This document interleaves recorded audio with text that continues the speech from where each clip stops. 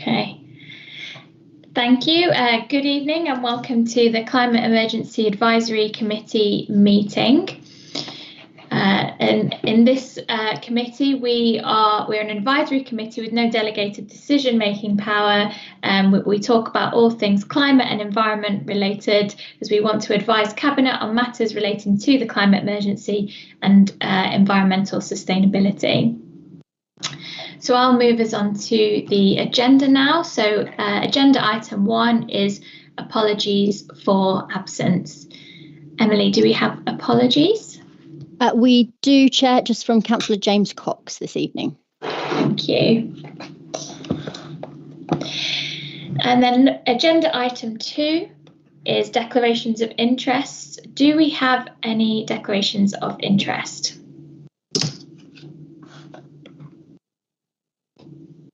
No, I don't see any. In that case, we'll move on to item number 3, which is urgent business and chair's announcements. So I just wanted to raise a few things in this agenda item. I wanted it to be noted that this is the first of our Climate Emergency Advisory Committee since the election back in May, and we did have a sort of informal orientation session back in the summer for our new members and continuing members to talk about how we want to do things this year and how things are going to work. There's been a bit of a slight change to how we were doing things before. So this time around, we're going to trial it, and we can do things the way that we want to, because this is an advisory committee. We don't have to stick within some of the strict rules that some of the other committees do.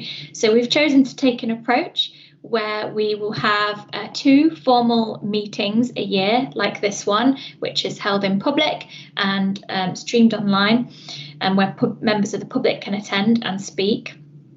But we will have the flexibility to have meetings in between times, known as task and finish groups, where we can focus on different topics, deep dive into certain things, where we can spend a certain amount of time, really looking into the topic, discussing it and making our comments and sending them to Cabinet, or then the officers might go away and then they turn up in a future agenda item. But I just think it gives us that flexibility to be more reactive to topics as they arise, because as what was happening before was where we had 4 meetings a year, sometimes those were not timed well with certain things, decisions within the council, or maybe government consultations and that sort of thing. So we hope that this new approach will allow us a bit more flexibility and reactivity. Finally, I just want to say, welcome to all the new members. So we hold these meetings online, so it has a bit of less of a climate impact there. We're not all travelling to an office.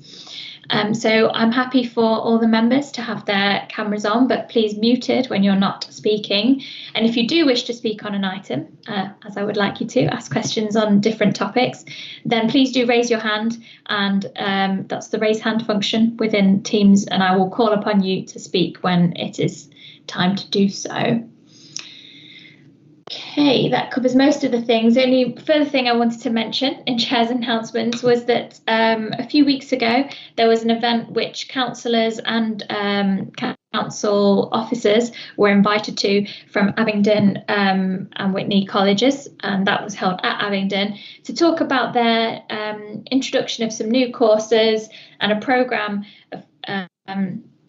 around retrofitting and in upskilling people who work in trade businesses to be able to retrofit homes, whether it's install solar panels or new types of heating systems like heat pumps and all those sorts of things, a whole suite of activities. And we were invited to an afternoon where they showcased this to us. And for me, that was really exciting to see, because a couple of years ago, we held a task and finish group within this committee, joint with South SEAC committee, around retrofit. And actually, there is an item on the agenda around retrofit later.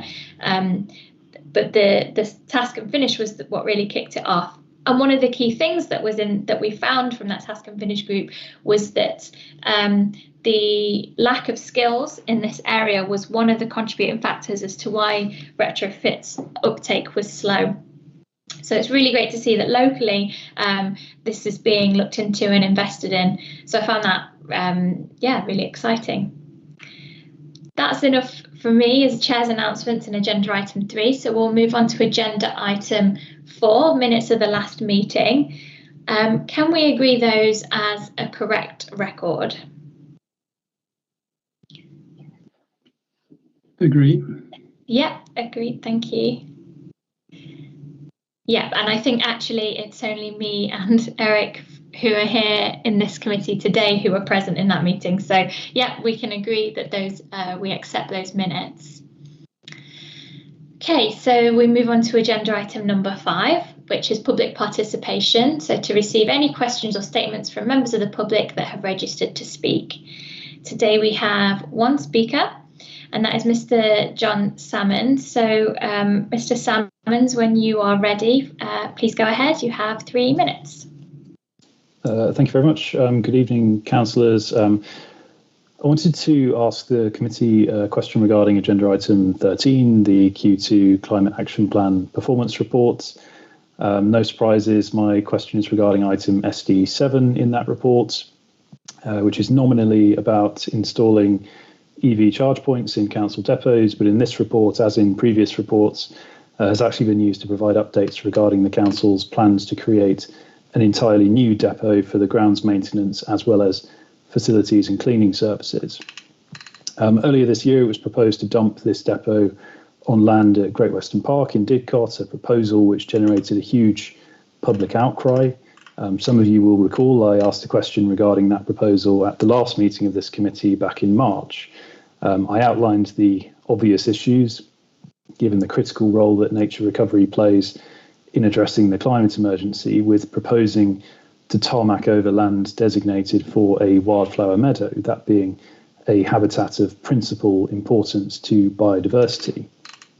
I asked members of this committee back then what I thought was a simple question, whether they were supportive of the scheme. And I was genuinely taken aback when the committee refused to express a view, both in the meeting and in subsequent correspondence.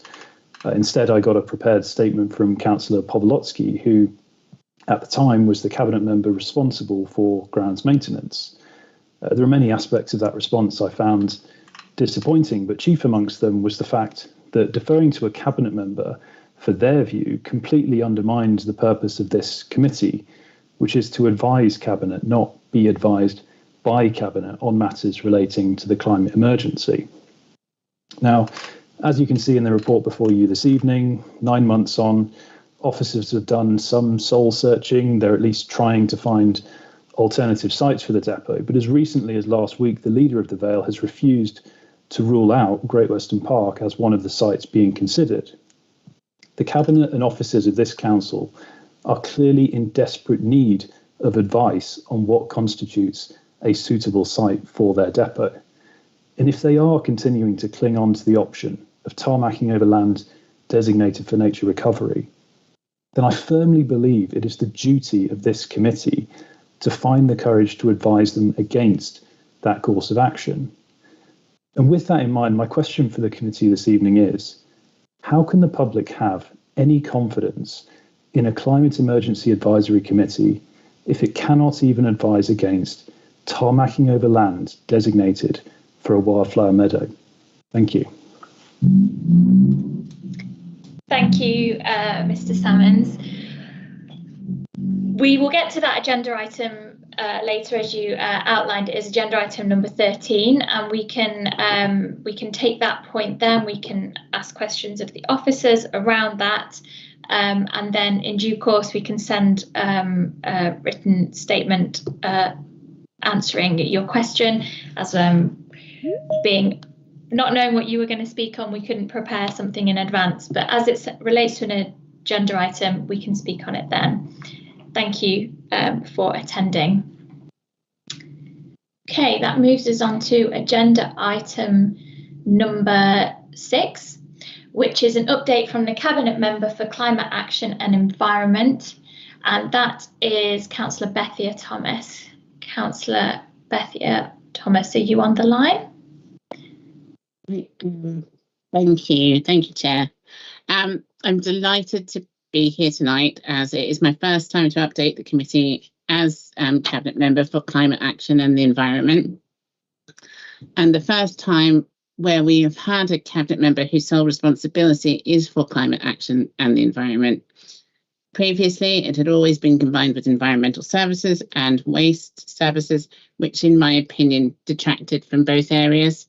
So I was really pleased that one of my first actions as leader in the new administration was to separate those two subject areas and portfolio centres and move them into separate ones, so both got the serious focus that they both deserve. So obviously this is my first time, so this is new for me, and I'm really happy to be here. I know the climate action team has been working incredibly hard on a number of projects since the committee last met, including projects around the electric vehicle community microhubs project. Officers have been working on this in partnership with Oxfordshire County Council as part of Oxfordshire's allocation of £3.6 million through the local electric vehicle infrastructure fund to develop and launch a community EV microhubs grant scheme. The scheme will provide EV chargers in towns and villages across the district at sites owned by town councils, parish councils and other organisations. The grant scheme itself is expected to open in early 2024. Decarbonisation assessments and reports have been completed for the Beacon and Abbey Meadows pool. The reports provide details of the current energy performance of the sites, recommendations for works to reduce carbon emissions, and the expected carbon savings. Officers will now look at options for implementing the findings and for sources for external funding. In June, officers launched a new town and parish carbon emissions tool. This is an easy-to-use carbon calculator to help in recording and monitoring the carbon emissions from town and parish operations. Over the summer and autumn, the team have also organised several events also aimed at local communities. The first provided information and case studies for those running community buildings on how they can improve the energy efficiency of their buildings. The second was aimed at town and parish councils, providing them with information on how they can support their local residents to improve the energy efficiency of their homes. Officers have also been working with colleagues in the strategic property team to try and identify land owned by the Vale that may be suitable for the development of a solar farm. The work is at an early stage and some initial options have been identified.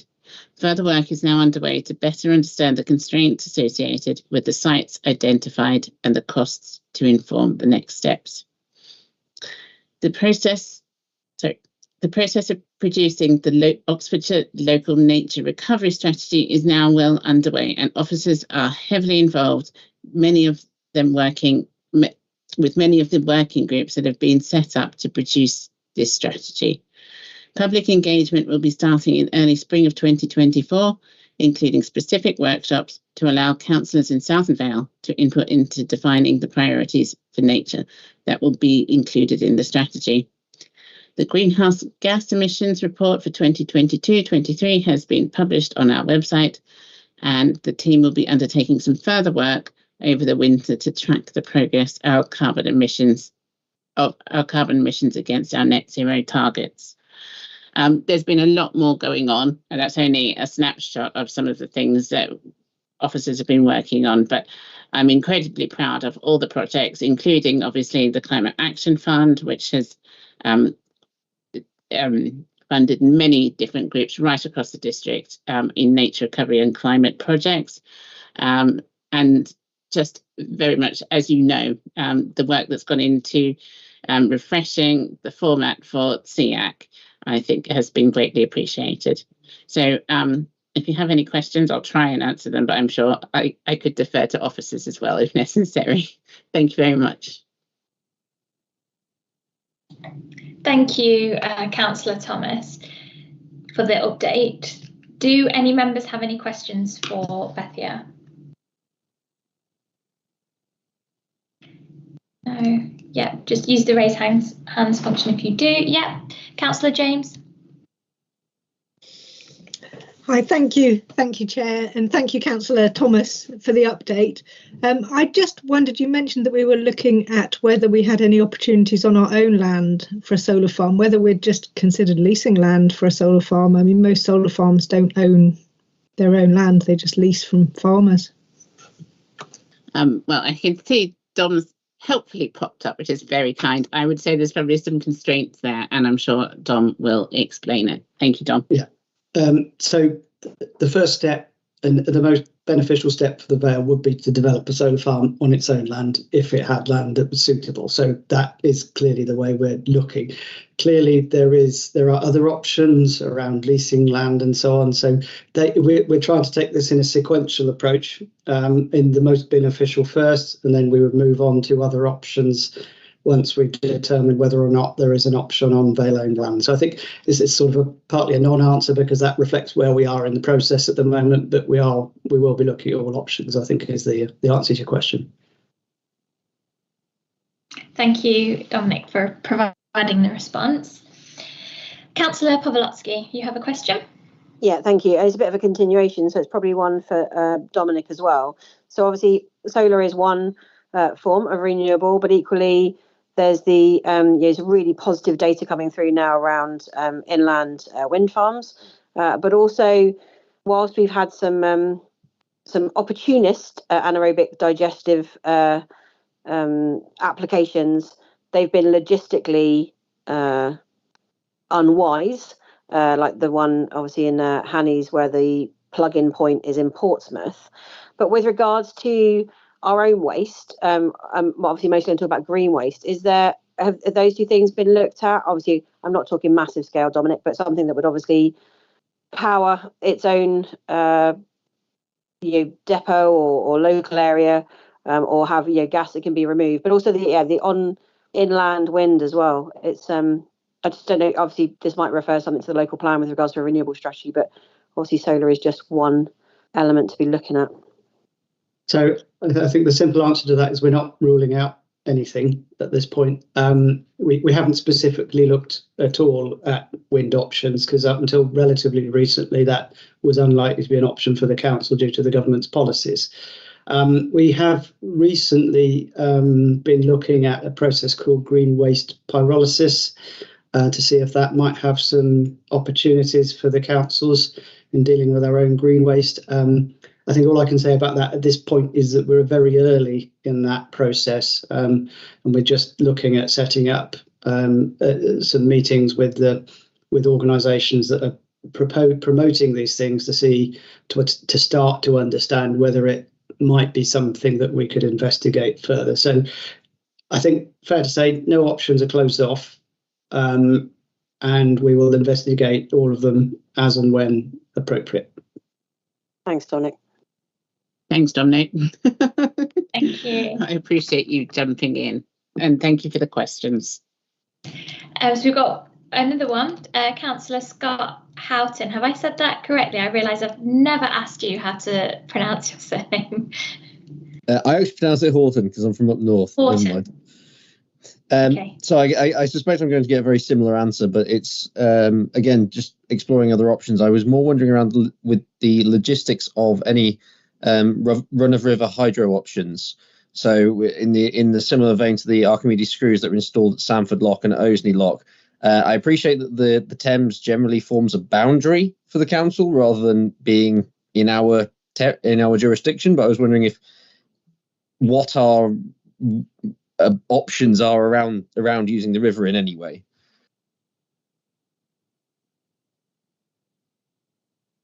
Shall I? Yes, I was going to say. I thought you were waiting for me just to leave say myself something. unmuted, shouldn't I? So we haven't specifically looked at any options. The Vale, well, all of the structures on the Thames that would be appropriate for something like the Archimedean screws are on structures which are owned by the Environment Agency. And the Environment Agency, I haven't looked into this recently, but I know until relatively recently, they were very much taking charge of which structures they were allowing investigations to happen on. So you'll be aware that there are already a number of Archimedean screws been built on the Thames in both South Oxfordshire and in the Vale. But as we don't actually physically own any of the structures, it's not really something that we could be involved in. There may be opportunities to partner, but obviously there has to be something going on for us to partner with. No, perfectly understandable. Thank you for clarifying. Thank you. And Councillor Pawlowski, you have another? Yeah, actually, just continuation on the theme, and obviously not to predetermine a judgment next year, but has there been dialogue, Dominic, with regards to the river crossings that fit within the HIF1 scheme, bearing in mind that obviously they are new, or could be, obviously pending the inspector's review, but they are large and crossing structures, whether that dialogue had been had with county or there was a possible approach for that if obviously whatever might happen next year happens or doesn't happen.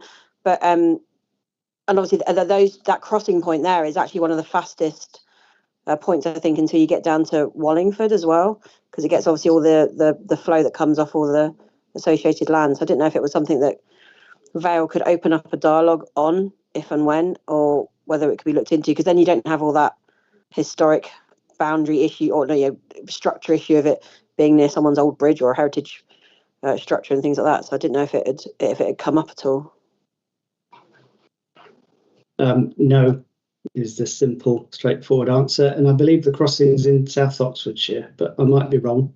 Don't quote me. Or maybe with the other hat on, you can shove it over the other side. Thanks, Dominic. Thank you, and thanks everyone for your questions on Bethia's update.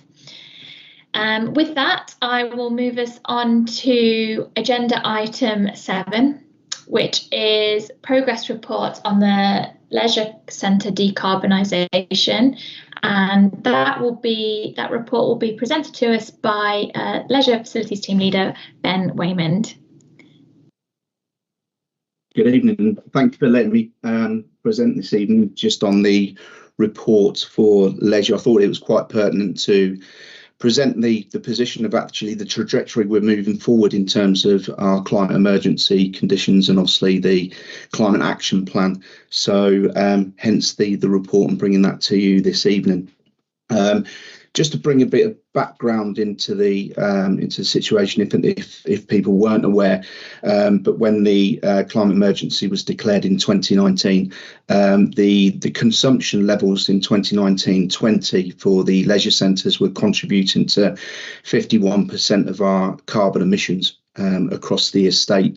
So to put that into perspective, that's 1.3 million kilowatt hours on electricity and 6.1 million kilowatt hours on gas.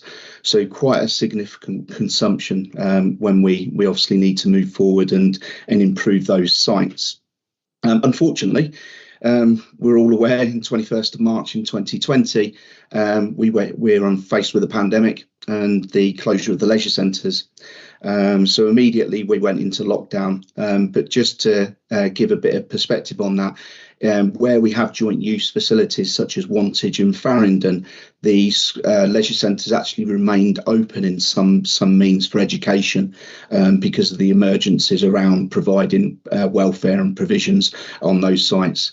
But with leisure centres as well, we had to, whilst the temperatures were turned off on the swimming pools, we couldn't empty them because there's more of a risk to emptying the pools and the risk around the pool tanks and potential structure collapses.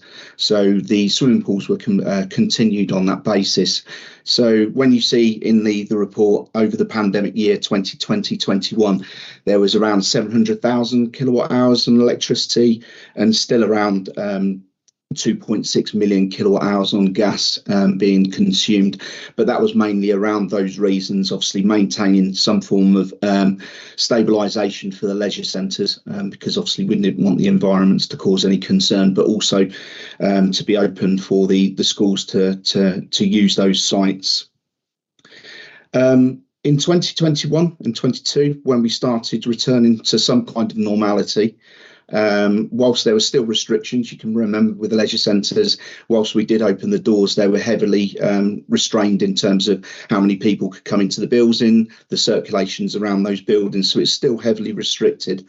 Over that year, consumption levels were around 1.3 million for electricity and rising levels of gas of 5.2 million kilowatt hours over those years. Going on to Appendix 4, it thought pertinent to bring towards the direct assessment to show that difference between 2019-20 to 22-23, because we actually started getting back to normality. We were achieving around participation levels around 85% to 90% of normal usage levels. During those years, obviously, there were various projects that were completed, but between the difference in terms of 2019-20 and 22-23, we managed to reduce a level of 2.2 million kilowatt hours of electricity and gas consumed on those sites. A number of projects, which I'll come up to in a moment, but contributed to that. But we also faced a position with the current operator in terms of going through a deed of variation for a support package of the leisure contract going forward. So some of the leisure centre operational hours were reduced, and probably reduced for a reason as well, when some of the usage levels weren't being used to a level to really give a reason to open those facilities so late at night. So some of those contribution levels were operational minded as well. In terms of some of the project milestones to sort of advise on over the course of the coming out of the pandemic and during the pandemic, obviously officers were still in and around those leisure centres, still trying to complete capital works, and a significant amount of work over those course of the years was LED upgrades. So you can imagine what the swimming pools would be using in terms of halogen lights, sports halls as well. So a lot of that work, whilst we were in lockdown, our officers were completing a lot of capital work with main contractors to upgrade those lighting systems. That contributed to 113,000 kilowatt hours reduction, which I'm glad to say, along with those projects, and they can be seen in Appendix 6, which gives an indication of the number of projects that we've achieved with that. We worked closely with the infrastructure development team to make sure that we weren't using the capital or capital reserves to deliver those projects. So we used a lot of developers' funds, either through S106 funding or community infrastructure levy funding as well, to make sure that we were delivering those projects, but not at a cost, but through developers' funds to deliver those. Also, I have a lot of close working relationship with the county council. So the Wantage Leisure Centre and Farringdon Leisure Centre, they come under a joint use agreement, as I've mentioned before. But the county council are liable to the upkeep of those buildings because they're open for educational purposes as well. So there's a specific percentage share that the county have to support with in terms of the operation of those facilities, as well as the projects that we develop on those sites. So we go through a lot of agreements with the county to make sure that their proportionate shares are provided towards that project delivery as well. Whilst we've delivered a lot of projects, we wanted to look in the background of outside of these projects to look at some of the operational assessments on the sites. So one real key project we looked at was using experts on pool circulation. So we used a company to come out and assess the turnover of swimming pools. So in terms of the turnover of swimming pools, the number of times a pool has to turn over depends on the number of bathers in the pool and when they're using the facility. So we really, what we found was the leisure industry were very much using just a standard turnover and the circulation of the pool pumps. Once we got the reports back from the experts and looking at how many times we have to have that pool circulating to give actual numbers, we were able to adjust the variable speed drives so that they weren't working at 100%. In some cases overnight, they were working at 50%. And some of these reports were coming back saying we could drop that to 33%. That piece of work, just alone for Farringdon and Whitehorse, Wantage was working at an optimum level of that arrangement, but Farringdon and Whitehorse could have some significant reductions, and just that piece of work managed to save 160,000 kilowatt hours through the reduction of the turnover of the swimming pool during when they're operational and actually overnight. A significant amount of the savings were overnight when there were no bathers in the pool and it didn't need to turn that pool over so many times. Officers are obviously still continuing researching. So we've gone out, been attending a lot of energy summits along with the climate action team as well from the leisure side. This was specifically with the Association for Public Service Excellence to work with like-minded people and understand some new products, ideas coming into the market. And a significant one we've only just really started working with is destratification units.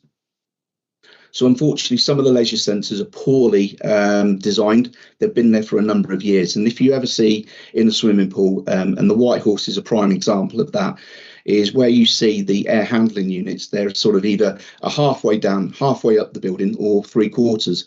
You've actually got a heat canopy above those where the heat rises and nothing's done with that heat. So the idea was to install destratification units. These units, whilst there's a lot of fans around the poolside, when you see the site, the cost of those is £24 a year.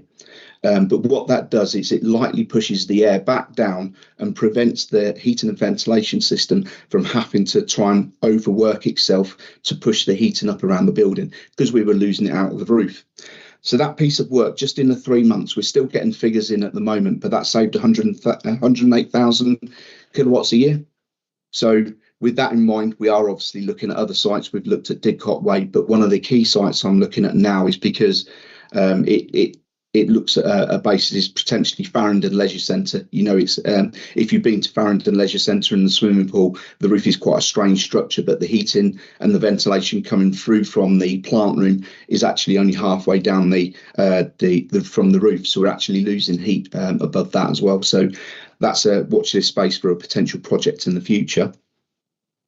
And then just in terms of the future project delivery, we've obviously been working with the climate action team as well as our external funding lead to put in applications for grants.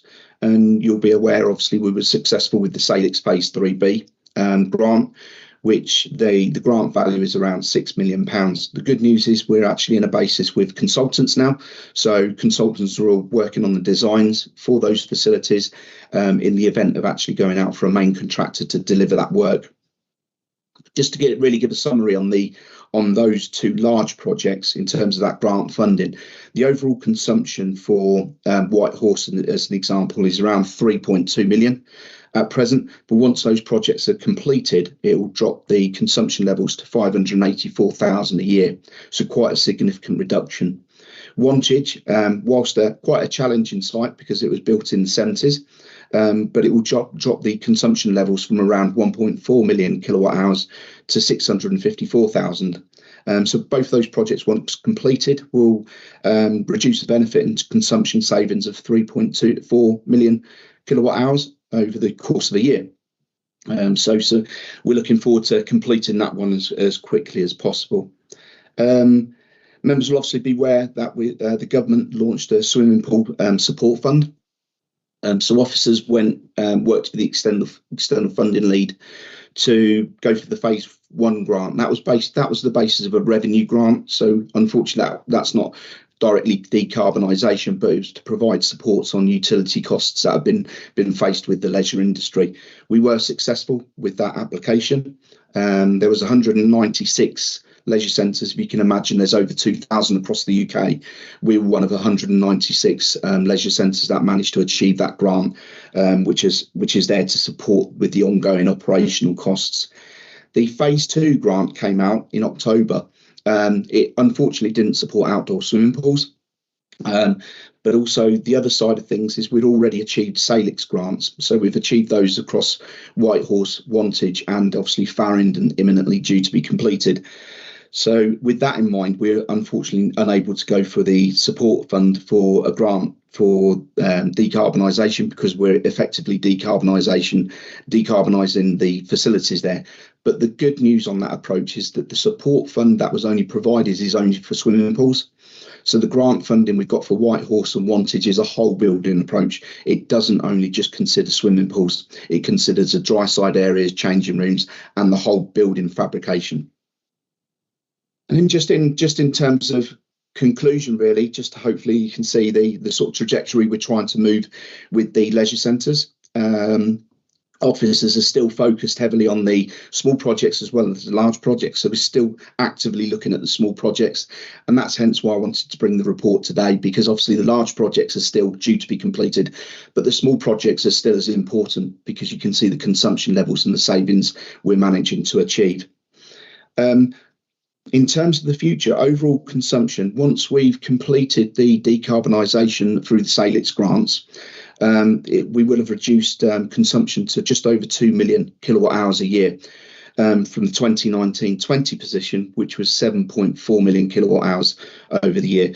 So quite a big move, for a 72% reduction. We're obviously anticipating in terms of kilowatt hours consumption reduction levels by the time we hit around the 31st of March 2025.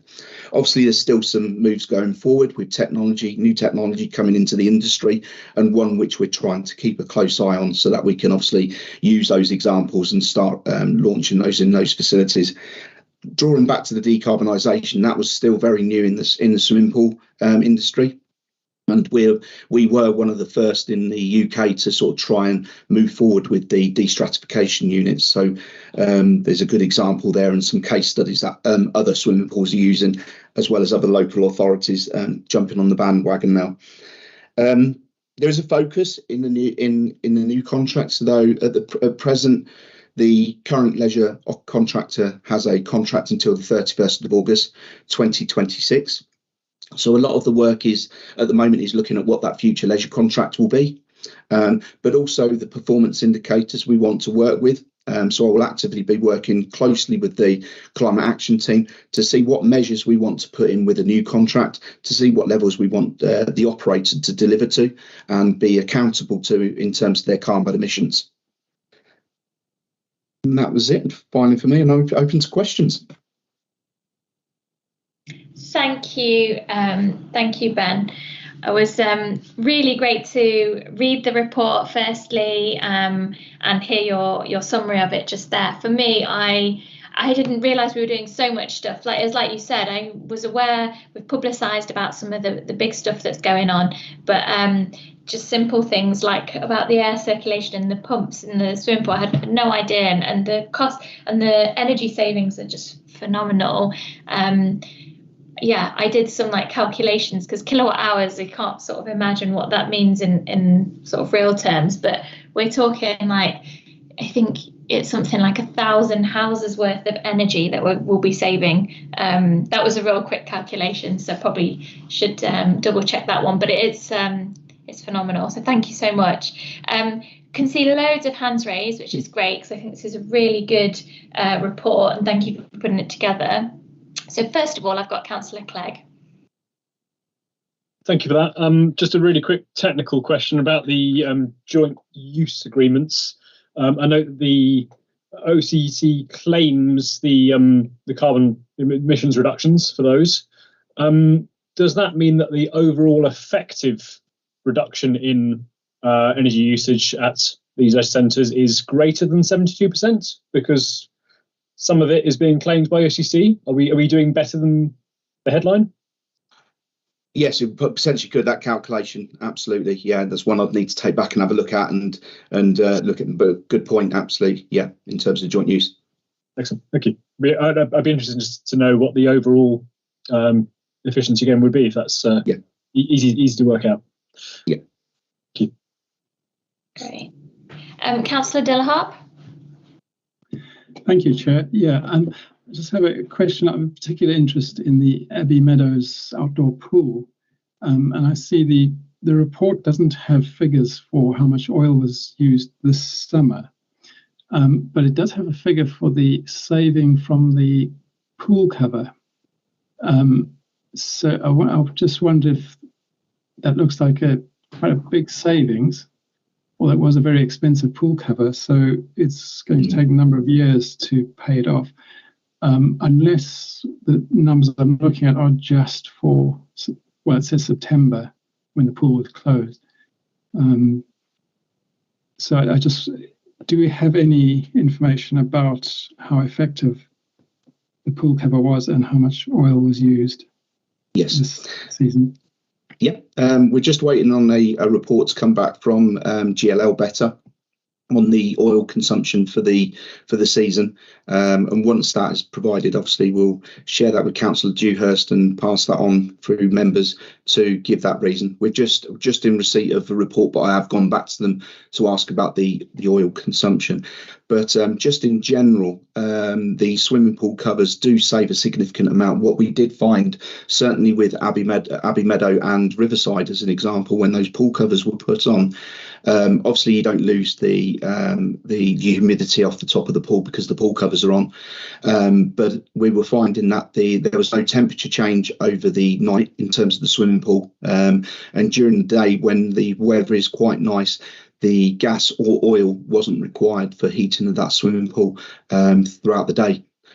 So their worth and their payback is quite significant. I appreciate, obviously, Abbey Meadows is quite different to Riverside. It's a lot of a larger pool, so obviously a lot more capital outlay in terms of that pool cover.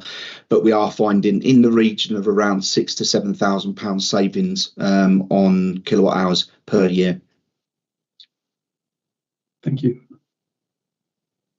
Thanks for the question. Councillor Pawlowski. Thank you. And just recognising that obviously we're not here as a scrutiny group, Ben, it's kind of just a couple of weird questions, so tell me if I'm overly weird, okay? So first one was around sort of heat transfer. So currently, do we use I think you could pronounce them calorifiers or calorifiers? It's where the heat exchange happens between obviously the tank and then the energy coming in to then heat the water. Because I know in Farringdon, obviously, when you're moving towards air source heat pumps and stuff, so are we looking at that kind of plate style heat exchange, that sort of heat transfer and capturing that heat at all? I don't think we haven't picked that up specifically, but whilst we're in design stages with the consultants for Whitehorse and Wantage, it's something we could potentially bring to the consultants. If you can send me through some ideas on that, I'll gladly look into it and research it. Yeah, I was kind of looking into some stuff sort of with this report around some of the things people are trying in the swimming pool world, because as you say, it's just a big energy sucker. And trying to, but obviously there is energy coming off and sort of using that. So I'll send you some gubbins on the plate heat exchanger and the word that I clearly can't pronounce. The other thing as well is around sort of general swimming pool usage. So obviously we're here as a group to look at environment generally. Obviously this very much focuses on carbon, but I did wonder whether and obviously we have a contract, so please tell me if this is just out of contract, out of our scope at all. But a lot of people are looking into alternatives to chlorine, because chlorine is quite a high energy process to create chlorine, and also it's really hazardous, right? So it's a training nightmare, a handling nightmare, and all these sorts of things. Sodium hypochlorite is being used quite a lot now in swimming pools. It's been quite proven, and also it's non-hazardous, so less time wasted, not as much training or all those issues. So I wonder whether that's something that what influence we had, because understanding that we're in an SLA, but as the assets are owned by us, do we have any remit as a council around obviously the maintenance of those assets? Obviously, you said before that the chap who's clearly a wizard with maths around the filtration and the cycles and the duty cycles. So I wondered if that's something we could have a look into, because I think going forwards, whilst there's a real focus at the minute on carbon related to energy, if you look at what's going to happen going forwards around product, then obviously all product will start to have a carbon rating, and obviously that will have an impact, because I imagine the sacks of chlorine that we have to use is quite high, to keep the pool nice. We all know what children do in pools. And then the other one that I was looking at was the stuff around Abbey Meadows, and obviously we get quite a lot of negative feedback from the public around the short cycle of it being open. So and obviously looking at the data sets, is it a fair comparison in the years that are being compared? Because actually over those years, there's been a reduction in opening. But also that bank that faces the riverside is prime for solar. It's like the most perfect location for solar panels. And I just wondered if that's something that could be looked into. And I'm sure, as you know, was said previously, the pool cover will make a massive difference to that. And obviously look forward to seeing that data going forwards. But I wondered if it's really a true comparison against timing, and maybe whether actually we need to look at actually how long we're open for. As you say, most things are switched on 24 hours a day, but that isn't. Because of the nature of how it works. Because I noted in Appendix 2 in 21-22, there was 0 for gas. But I couldn't remember if that was because it was the super hot year, Ben, and that we were all just burning, or whether it was because we've used 0 gas and we don't have that data for some reason. So obviously you don't have to explain to us here because that's not what this forum's for, but it was just a question. But I'll happily send you the link about the plate exchangers and the sodium hypochlorite, because I think, understanding what the next vision is around leisure. Obviously, you've got loads of great things, and well done on getting all the funding that you did, because I know some of it was super short timelines to get all the applications in.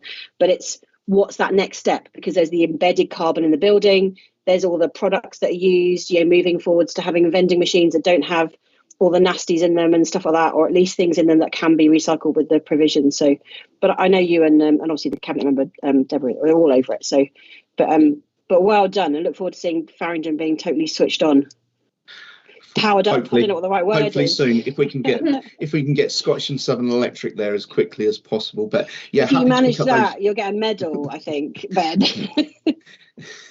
Thank you. But pick up those 2 points. The chemicals on site actually are sodium hypochlorite. Oh, they are brilliant. If we double check on those, so they're sodium hypochlorite, but they work with a sodium bisulfate. So the acid level to bring the levels to where they should be, we use a dry based liquid, a dry based crumb sodium bisulfate. Obviously, because you don't want to mix the two liquids because of the health and safety side of things. But there are some things that we've got in place. White Horse is one of them. It has UV. Cool. So that works through a system which actually makes reduces the requirement to place sodium hypochlorite through the injector system. The UV levels on that would obviously remove the bacteria and the requirement of it.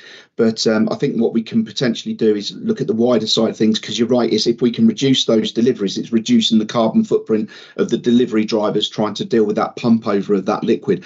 But also it's about trying to push our customers to shower and reduce those levels of having to use those chemicals, those awful chemicals we have to put in the swimming pool to keep those bacteria levels down. We can try as much as we possible, but I don't think we'll get to sort of Germany levels with people wearing swimming hats and actually actively showering. But we can push as much as possible, and I'll take that back as well, because there's some in addition to what I've mentioned about projects, it's also the operational side of things we can do to improve that performance. And do you think, just one final question before I get, is with regards to water? Obviously, we see about the energy, right? But we all know that the price of water is getting insane, and that's going to get worse. So, and obviously, I know all this filtration we utilise a lot. But do you think it would be possible going forwards to have water usage shown in these reports? And obviously, how much we recycle, but obviously just being aware with the outdoor pools, because I think they get completely drained out in the season, don't they? And obviously, then have to be completely refilled. And I don't know how often you have to do a total drain down and or a top up or a refill out, but I certainly think that gallon or literage data would be really interesting, because it's only a matter of time, right, until that becomes a requirement of something else that needs to be known about. So but look, thank you, Ben, for all you and the team do. It's brilliant. You're welcome. Yeah, and just to quickly jump on that, is just to help out with that situation. The pool covers remove humidity, so prevent the level of having to top up the swimming pool. If we've got the pool covers on, significantly with the outdoor pools. There's another example of why we've got them on there now, but more than happy to start reporting those. We get the figures through on a quarterly basis and share them with the climate action team, but another point we'll take forward and report on that in the future. That's super helpful. Thank you so much. Thank you. Thank you both. Thanks for those questions. Councillor Pawlowski raised a really good point about the water. Saving the climate and the environment is not just about carbon, there's other factors too. So Councillor James, you have a question? Hi, yes, thank you, Chair. Thanks very much, Ben, for that talk. That was absolutely brilliant to hear. Really, thank you. Exciting and interesting. So I had a couple of questions. So one was just if you could briefly say what the Salix funding is going to do at our leisure centres, where we think we'll be after those projects. And then my other question was just that I did notice that just at White Horse, the electricity usage has actually gone up, and I wasn't quite sure. I don't know if you could say anything about what's going on there. Yeah, so if I pick up the Salix, the consumption levels once we've completed those projects. So just to give an example of where we are with those. So Farringdon was part of phase 1. Unfortunately, we're actually waiting on Scottish and Southern Electric to agree a deed of easement with the community college and the county, because they measured up the substation area incorrectly. So unfortunately, we're having to wait for them to now have a substitute to that deed of easement to build a plinth for the substation to be mounted on, because the existing one wouldn't fit the 500 kVA substation that was due to be delivered. So we are taking that up. We've got our council legal teams involved in that process as well, so they're aware of that situation, because from my perspective, I'm not happy that we could have had that energised in 22nd of September this year. But lo and behold, unfortunately, Scottish and Southern Electric measured that up incorrectly. So the view of my position is to challenge that, because we would have had the solar PV energised and what the savings would have been to the council in terms of that delivery. But hopefully that is, once we've got that agreed, all of the equipment is there waiting idle at the moment just to be switched on, and then we should go into a practical completion. But once we have a bit more of an idea of the timescales, I'll share that with Councillor Dewhurst, and obviously that can be shared in due course after that. The White Horse and Wantage, that is, so at Wantage, it's an old building, so there's a few things we're doing there. We are looking at brick slip cladding, so that's an insulation cladding that goes on the exterior of the building. And we've worked with planning through this process as well. Solar PV to go on the roof, along with air source heat pumps to support to remove the gas system there. But also to upgrade all the glazing around the building as well to bring that up to level. So that's where the majority of the significant savings will be. And then we've got the White Horse, which will be air source heat pumps and solar PV. But the PV array is going to be quite substantial. We're anticipating in the region of about 700 solar PV units to go on that roof. So quite a significant project being delivered on that site. It would be interesting once that's delivered, and we'll certainly get some pictures and some drone footage of what that will look like once that's completed. But as I say, we've got consultants engaged with the Wantage and White Horse now, so they're working closely, and they're a local design company in Oxfordshire who are putting the designs together for the employer's requirements for us to go out to the market, and then hopefully get a main contractor on site to deliver that work. And as mentioned before, hoping to have that completed before the 31st of March 2025. And we anticipate those saving around 3.4 million kilowatt hours. And then to pick up on the White Horse and electricity and gas, I'm glad you spotted that, because I didn't mention it in my report. That's related to a combined heat and power system that's in the White Horse. It was working in 29-20, but we've faced quite a challenge to get it operational. So it hasn't been operational for some time. We managed to get that operational in December. But if you can imagine the point we've got, because we've got this whole building approach with Salix, and we have to come off, and we are going to come off gas. The CHP uses gas. So what we've had done with the CHP is just had it reconditioned, because it'd be pointless spending £250,000 on a new CHP when we're moving on to air source heat pumps and solar PV. So that will eventually be decommissioned. We have got that back in action. So when I report future kilowatt hours, you'll see that slight difference between the gas and the electricity again. Thanks very much. Thank you. Thanks. Okay, then I think the final question will be from Councillor Horton. Yeah, thank you, Chair. Thank you, Ben, for the report. Very helpful. I think you might have just answered my question in your response to Councillor James, but I might as well ask it anyway. it might be slightly beyond the scope, but it's something that has been bouncing around my head since the previous agenda item, is the idea, given that we're using so much gas, of attaching a anaerobic digester directly to a CHP plant onto one of our leisure facilities. But I assume if we're moving all towards to heat pumps, then that's not on the cards anytime soon. No, but there are some options and new technology coming in with CHPs, and I understand we're actually looking into at the moment with the company that came in to recondition CHPs. There are options to go to electricity and battery backup power from the CHP. So we will look at that in due course, but yes, to come off gas completely. Okay, understood. Thank you. Thank you. Oh, Councillor Pawlowski, final question. Sorry, that just made me think, Ben. Harwell Campus is currently doing a really interesting study on battery storage using sodium. So obviously there's a lot of research going on, and I wondered whether that might be another option for us to reach out to some of our Science Vale partners around looking at being a bit of an experiment on some things, because what Scott said is a really good idea of, obviously, whatever energy we generate, we want to store it, because let's face it, who wants to stick it back in the grid? We better just use it for ourselves, because the grid doesn't want to let us in.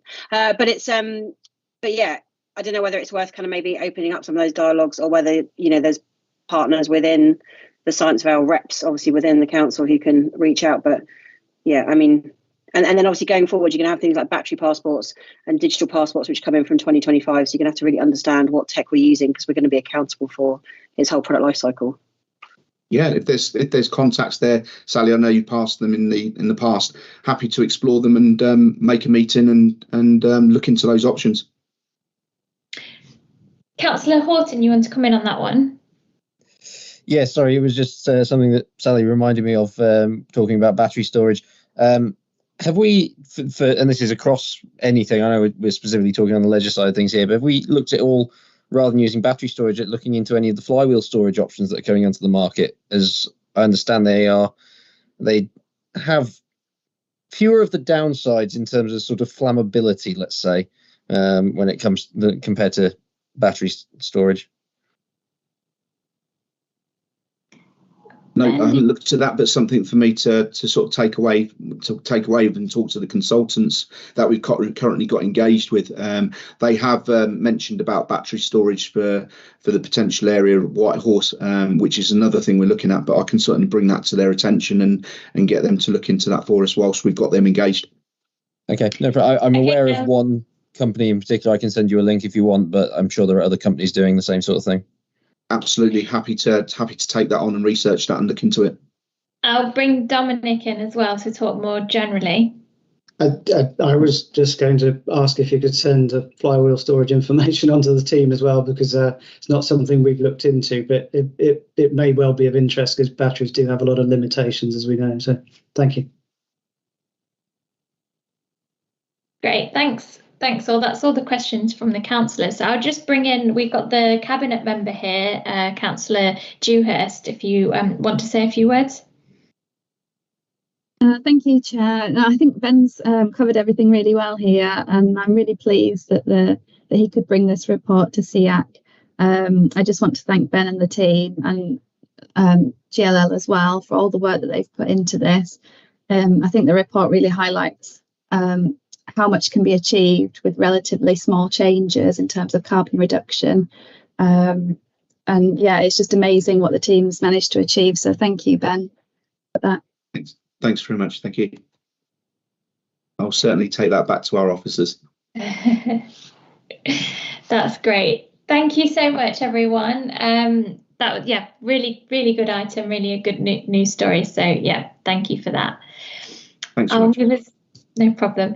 I'll move us on to the next agenda item now, agenda item number 8, which is report on progress with retrofit activities. And we have one of our senior climate action officers, Jessie Feith, to report on that. Thank you. Hi, everyone. Good evening. So I'm just here to give a bit of an update on what we've been doing on retrofit over the last sort of year, I guess. So we had a discussion at a SEAC meeting back in January, about actions that the council should take to upscale retrofitting of buildings in the district, but that was a while ago. We've done quite a lot, and I know there's some new faces here as well. So just to give a little bit of background, obviously retrofitting is not something of homes, is not something that the council has direct control over, but it is our second biggest source of carbon emissions in the district. So there was a very strong feeling that we should be doing as much as we can to encourage and facilitate retrofitting. So yeah, I'm just going to give a really quick run through of the progress we've made. A lot of it is in the written report as well, so you might want to follow along on that. So firstly, we have done a lot of work to share accessible and useful information with residents, particularly focusing on promoting the grant schemes that are available in the district. So we've added a lot of information to the council website. We now have web pages on retrofitting your home, improving energy efficiency of community buildings, and also specific pages on what community groups can do and what town and parish councils can do. We've also worked with colleagues across the county to add information about improving the energy efficiency and retrofitting of homes and businesses to the Climate Action Oxfordshire website, and we will be continuing to do that. We have published a briefing on retrofitting homes and community buildings, which summarises all the support and funding that is available. So this document is aimed at people like yourselves and also town and parish councils and community groups to help signpost people from local areas to that support and funding. And we have been keeping that up to date. So yeah, please do check it out if you haven't seen it already. It's on our website. We've also been focusing a lot on supporting those community groups and town and parish councils. So we've hosted 2 webinars. The first of these took place in July and focused on improving the energy efficiency of community buildings. And the second was last month and was more about how to support and encourage retrofitting of homes. These events were both recorded, and they're available on the website if you want to have a look. The climate team are working with the Didcot Garden Town team to organise some energy champion training, which will be run by the Low Carbon Hub. So this will be for local community groups and organisations in Didcot. And they're being invited to train as energy champions. And they will then be able to go out into the community and help advise households on the support that is available out there. So we hope we're in the final stages of sorting this out, and we hope that it will take place in January. We have launched an easy-to-use carbon calculator for town and parish councils to record and monitor their own carbon emissions from their operations. So this tool was produced by some consultants, and we have adapted it slightly for South and Wales town and parish councils. So if any TMPs in your areas want to use it, they can just email the climate team and we can send them a copy and help provide some help to fill it out. We also actively promote all the council grant schemes to local community groups and organisations to apply for funding, and we really encourage kind of projects to do with retrofitting. Through those, we're also working proactively with the grants team to make sure that grant conditions encourage action on climate change. So most recently, for example, there's the new Food and Warmth grant scheme, which can include some things that are relevant to retrofitting. If you don't know, the council has a thermal imaging camera that community groups and town and parish councils can borrow free of charge and can run sort of thermal imaging camera projects within their local areas. The demand for this is very high. It's pretty much booked out for most of this winter, so it has to be used within the winter months. But there is a couple of weeks at the end of the season that are still available. So if anyone does know of anyone who wants to borrow it, then please do encourage them to get in touch with us quickly and book it in, because it's very there's been a lot of demand. Last month, we held a training session with people who are borrowing the camera to kind of learn about how to use the camera, how to run a thermal imaging project, kind of the best conditions to use the cameras in, and how to interpret the images. It was really, really interesting and informative session.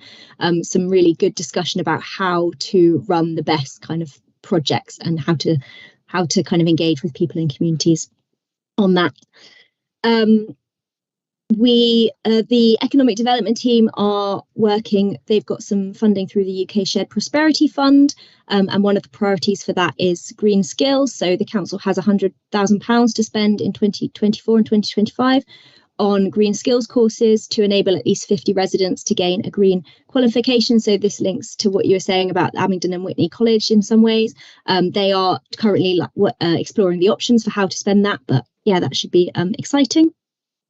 And then finally, we're doing a lot with our working closely with our other neighbouring councils. So You probably know that the Oxfordshire Net Zero Route Map and Action Plan was endorsed by the Future Oxfordshire Partnership back in March. This sets out 14 actions to reach net zero, which were kind of chosen because they were things that would be most effectively delivered in partnership across local authorities and other stakeholders. We have started work on 5 of those, and one of those is buildings decarbonisation. As part of that, a big part of that is Oxfordshire County Council's Home Upgrade Grant, which Vale are a consortium member in. And that was launched back in April, and it supports energy efficiency upgrades and low carbon heating for low income households. The crucial bit is that it's for properties that do not use gas as central heating. So we are doing our best to try and promote that as much as possible, because the eligibility criteria are quite narrow. So we really need to try and push it to reach those target audiences. But for the eligible households, it's a really good scheme because there's a lot of funding available and it takes a whole house approach. And then finally, just to give an update, we were a partner in Oxford City Council's Future Fit Oxfordshire funding bid. This unfortunately was not successful, so we are just kind of regrouping on that and discussing next steps and how we can build on the work we have done. So that's a shame, but we're not going to let all the work go to waste. And then finally, just a couple of other things which are very much work in progress, but are kind of in the pipeline. We are preparing a sort of hub of case studies of homes in the district that have been retrofitted. We want to kind of give some examples of local houses, of kind of a range of different houses in the district, and talk to the people who live in them about the difference that has made. So we have got some really good examples. We just need to kind of write them up and get them out on the website and start promoting them. But that is something that we're doing. And the climate team is also working with the planning team to get some guidance up on the website about whether you need planning permission for different retrofitting measures. We hope to get that up soon. And finally, we're working with the strategic property team on energy efficiency standards for new council acquisitions and builds. That was a bit of a whistle-stop tour, but I hope that was useful. I'm happy to take any questions. Thank you, Jessie, for presenting that. Again, great to hear an update on something that was sort of kicked off a while ago and that we've given a steer on. So yeah, I guess it's always tricky with these types of topics where we can't sort of go into people's homes and make them do stuff. So it's like how to find the right actions to promote that, and working with the right partners. So yeah, great work on that. I also liked the mention of Didcot Garden Town and working in that area, because I think sometimes I live on the edge of Vale. Didcot is not in Vale, however, Didcot is still the main town for a lot of areas in Vale. So I think it is key. Okay, I'll move on to the other members' questions. So Councillor Clegg. Oh, thank you for that. Really interesting and great to see some really good work there. I just had a quick question about the thermal imaging camera to borrow for local groups. It seems like we have very high demand and only one camera. Have we considered buying another or some other way of scaling up? We have considered it. It's something that we could discuss. We haven't at the moment reached like the peak it's not completely booked. So until that happens, I guess we can make a decision. But yeah. Thank you. I just have a question about that as well, but I'm going to wait my turn. So Councillor James. Hi, thank you. Thanks very much for that, Jessie. It's really exciting to hear. And I've certainly been finding like all the pages and the information pulled together really helpful. And I keep trying to push things like, where there are grants and things available, I keep trying to kind of push that in any kind of reports to parish councils or local newsletters and things. Thank you. Because obviously it's also really helps the cost of living crisis. It's it's a problem for people to heat their homes at the moment. Exactly, that we find sometimes that's a more powerful message than the climate angle. Yeah. Well, I mean, it has got pretty vital co-benefits, really. Exactly. But I mean, I think this is a really tricky area for us because, we've clearly identified, particularly for achieving our target for net zero across the district, this is a massive part of it over which we have almost no direct control. And quite a lot of the time it's a bit like some of the issues that have arisen around some of the government policies that they're now pulling back from, that effectively it's pushing the costs onto individuals when, this is not really, individuals didn't really cause this crisis. But I recognise we've got our limitations on what we can do there. I just wondered if there was anything particular we were doing or able to do to encourage private rented landlords to take more action on retrofitting and to sort of, because I realise a lot of the grants they are actually eligible for as well to do the work, but they perhaps don't have much incentive to do it. But I don't know if we as a local authority have any kind of hold over any of them, perhaps the licensed landlords. So there are things called minimum energy efficiency standards which a local authority can enforce. So I think at the moment it's set at EPC E. If you're lower than that, then you're not allowed to be. But we don't currently enforce it. We have spoken a bit to the private sector housing team about this. They don't have a lot of capacity at the moment to do much on energy, but also expressed kind of that we would prefer a sort of, rather than an enforcement route, as a more gentle or encouraging route, rather than going down that route. There is also talk about the minimum energy efficiency standards being increased to EPCC, and that would then be a much bigger project, but that is a national government decision. Thank you. Thanks. Councillor Pawlowski. Yeah, thanks very much. We have the fantastic waste teams who go out and do the sort of pop-ups with talking about recycling and waste. And I wondered whether we'd considered doing, because I get a lot of questions from residents, especially with the new Hugs 2 grant going out and people wanting to understand how that works, whether we'd consider doing something like using the Beacon or the Leisure Centre or something to do like a big showcase of all the different technologies, all the options in your home. I think a lot of people get really confused on the different types of insulation. We all know there's sort of bit like, some sort of like veiled trust a trader. We all know there's been some bad solar installations. I've had residents who've been stuck with broken kit and people have gone bust, and Solar Streets sort of doesn't exist anymore. So that was always quite a good sound place to go. And as you say about using the kit and what we offer and advice, and then things like the design code for self-build. And we're really up there with, as a great council that is giving lots of advice. A lot of it's on the website, but sometimes people just need to touch and feel or understand what a thing is, or what are the 20 different types of insulation and what's the benefits of them and stuff like that. And I just wondered whether that was within our scope, or to work with a local business, or maybe someone like Glencore Homes might offer to do it. So, or we could just use one of our facilities to have like a really big pop-up around, energy saving around the home. And it could be everything, right? From draft excluders to solar panels to, saving water. I don't know if that's something within our remit or something we could do, sort of public education or however that comes under. But do you know what I mean? Like what the waste team does, where they do. Yeah, it says Dominic looks like he wants to say something. But I was going to say it's something we can think about. We do go to as many events as we can as a climate team, but there is limits to our capacity. But there are also, like, the Low Carbon Hub do some things like that, not to the scale you're talking about, but they have like kind of giveaways and stuff that they hand out to people. And there's organisations like the Draft Busters in Wantage, which also do some things like that. Dom, did you want to add anything? Yeah, on a bigger scale.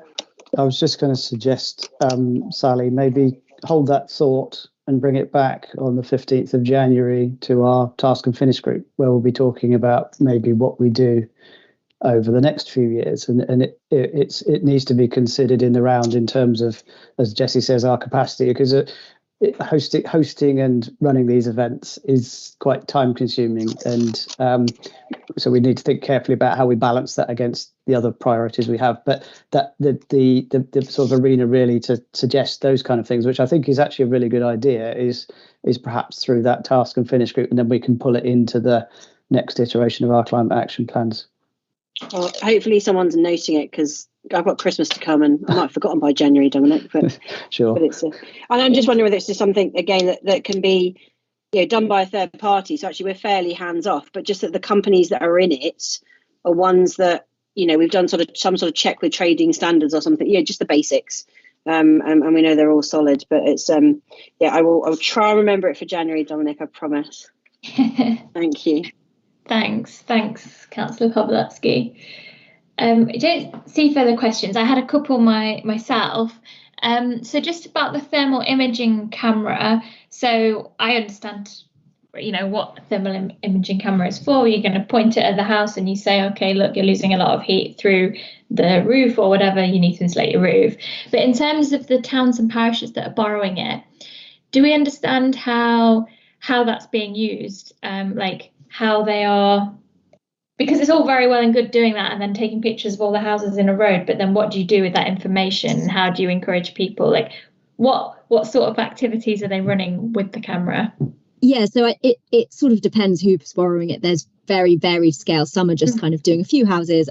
Others are doing much more targeted kind of widespread programs, but mostly it's kind of being the images are used as a sort of starting point for the conversation. So you would never base any kind of work on the house purely on the fact that something comes out of a thermal image, but it gives that everyone likes talking about their homes and they can easily relate to it. So that's kind of the way we're encouraging people to use the images. We then when we loan the camera out, we also provide a lot of information about like the support and stuff that is available, so that to kind of link up and encourage people to move forward with whatever it is. But it's kind of that initial conversation is how it's most useful, I think. Yeah, okay, cool. And then one final question, which was around the Hugs 2 grant, as I heard Sally shorten it to, and it says in the report that we're trying to actively promote it to the eligible residents in our district. How do we know who's eligible and how do we contact those people? I know this is always the age-old problem of how you get the message out to the right people and that they're hearing it just with anything. So how is it working in this case? So I can't remember all of the exact eligibility criteria, but it's household income of under 39,000, has to be homes EPC D, E, D or below. Yeah. And the key thing is the off gas heating. Then the main thing is to signpost them to the Oxfordshire County Council website. They have a whole team who's dedicated basically to delivering this grant, and they will talk people through and determine like whether they are eligible or not. They are doing a lot of targeted marketing. We are as well, but sometimes it's like word of mouth as well that really gets to the people who are hard to reach. I did ask for an update on numbers of how many houses in the Vale have been through, and there are some, but the data is coming, so I don't have it at the moment. Okay, no problem. Thank you. That was really helpful update, Jessie, and thanks for answering all of our questions. Problem. We'll move us on to the next agenda item, which is agenda item 9, proposed revisions to the Climate Action Fund, which is being presented to us by another one of our senior climate action officers, and that's Chloe Bunting. Hey, good evening, everyone. I'm just going to share my screen with you. So perhaps, Hayley, you could just let me know when you can see the presentation.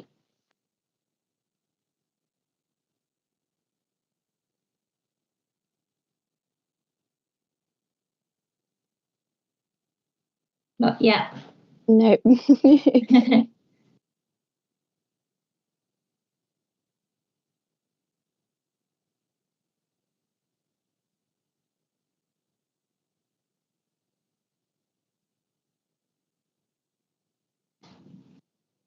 Hopefully that's coming through now. It looks like it's coming, just loading. Yeah, I can see it now. Brilliant, thank you.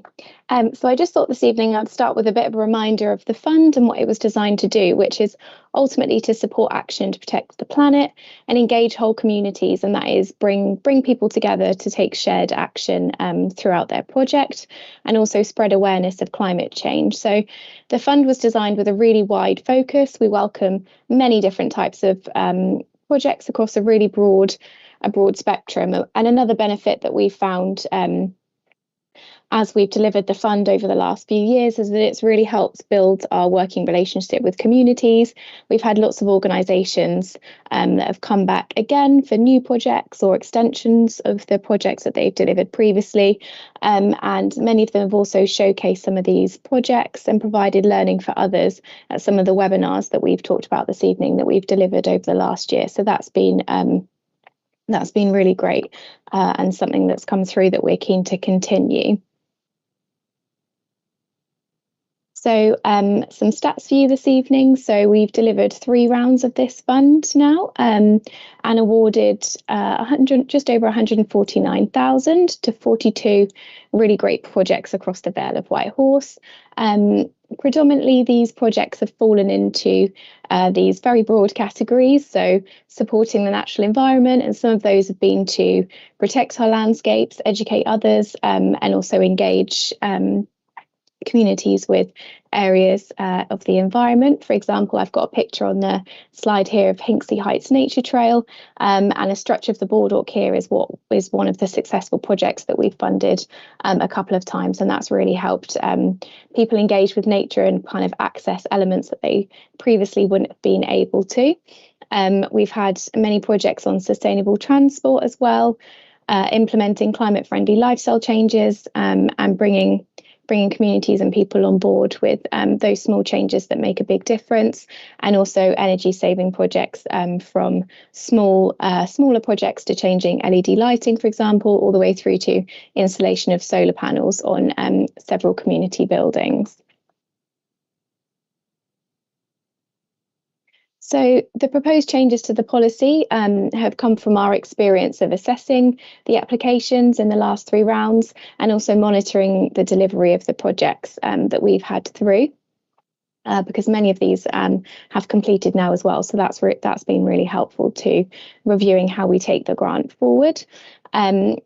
We've also proposed a change around increasing the maximum that an applicant can apply for, largely because we've had a change to the total amount of grant funding that's available for the project. So for the fund in all, sorry. So this has increased to 100,000, and that change was made last year. So some of the changes that we're looking to bring forward as a result of this. I'm now in the next slide going to talk about the proposed changes. So I'd just like to firstly highlight that the only major change that we're proposing is to the maximum that grant that organisations can apply for. So increasing this to 10,000 from the previous 5,000.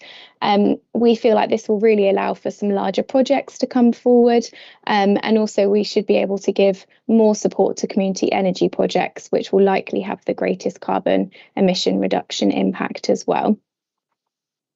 The other 5 proposed changes that you can see here on these slides are intended to just really refine the grant scheme and adapt to the learnings that we've had over the last 3 rounds. So to take each one in turn, point number 2, so the description of projects that we can fund. So we've updated this in the policy to really highlight climate adaptation projects as well as the mitigation projects, because we've found we've not had as many of these coming forward. So we'd really like to encourage that. So we feel by highlighting this in the project description, that might kind of inspire people or give people a nudge that we can also look to support these kinds of projects.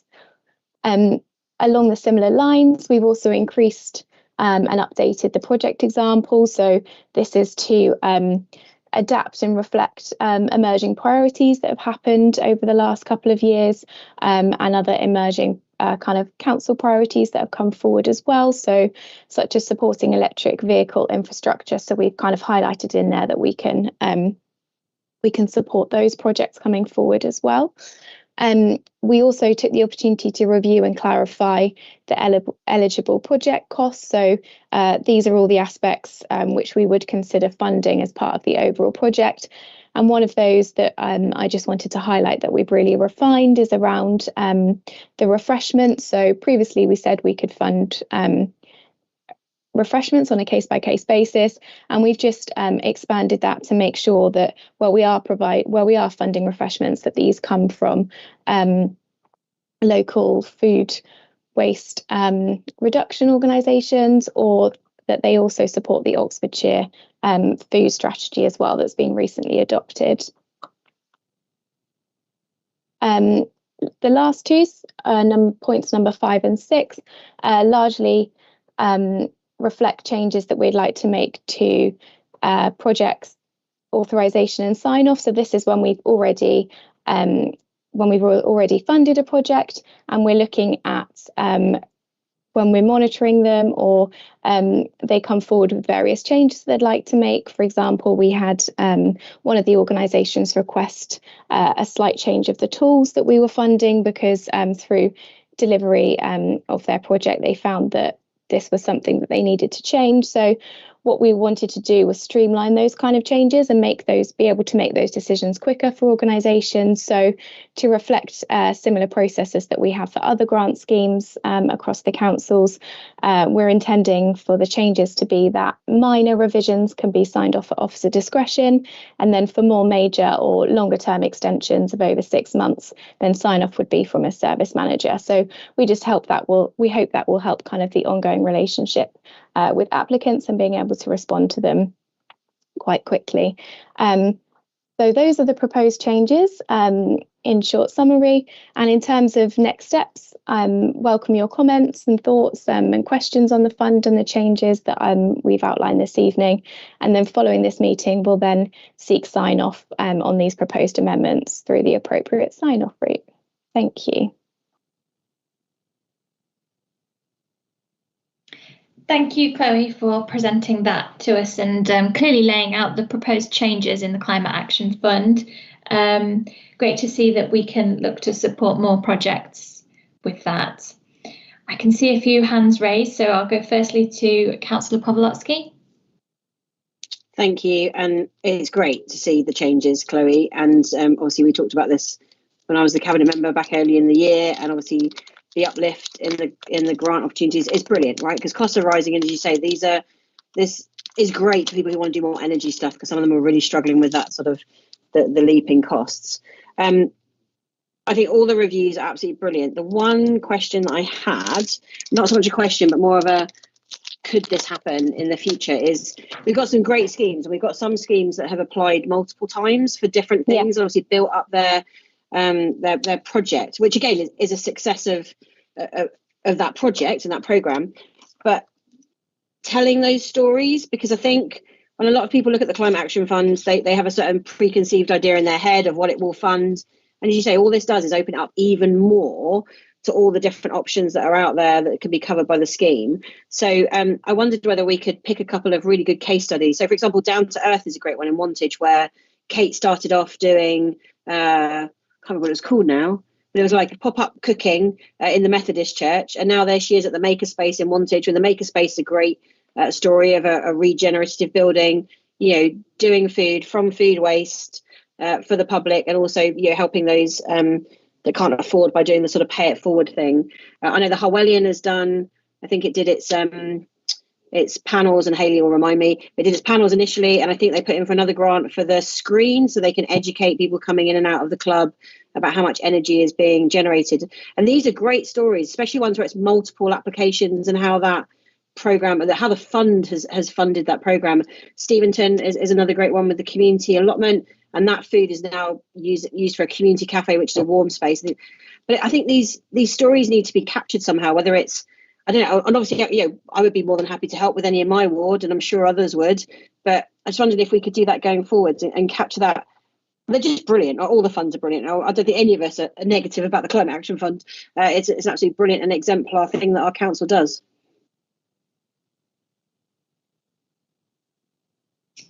Chloe, would you like to come back on that one?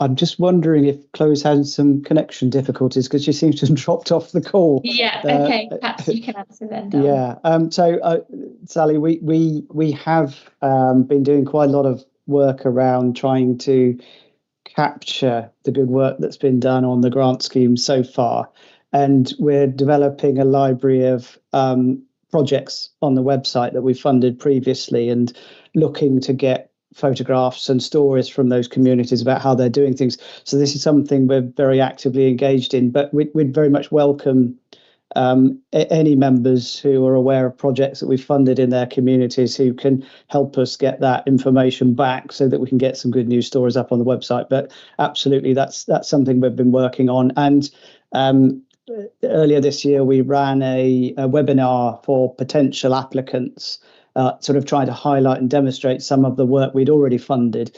Now, again, we'd probably repeat that for the next round. But again, if you're aware of groups who might benefit from the fund, it's really about raising their awareness so they know these things are going on and getting them to come along to those webinars. The difficulty is engaging them when they're not currently engaged with us. So that's where members can help, really. Thank you. Thanks, Dominic. Councillor Clegg. Thank you, Dominic, and also to Chloe. I'm not sure if she's back yet. I just wanted to pick up on the issue of trying to encourage more people, more organisations to apply. I noticed that we've given out 150,000 out of a total possible of 200,000. So we're at about the 75% level, and there's clearly some improvements we made, and just trying to encourage more organisations to apply.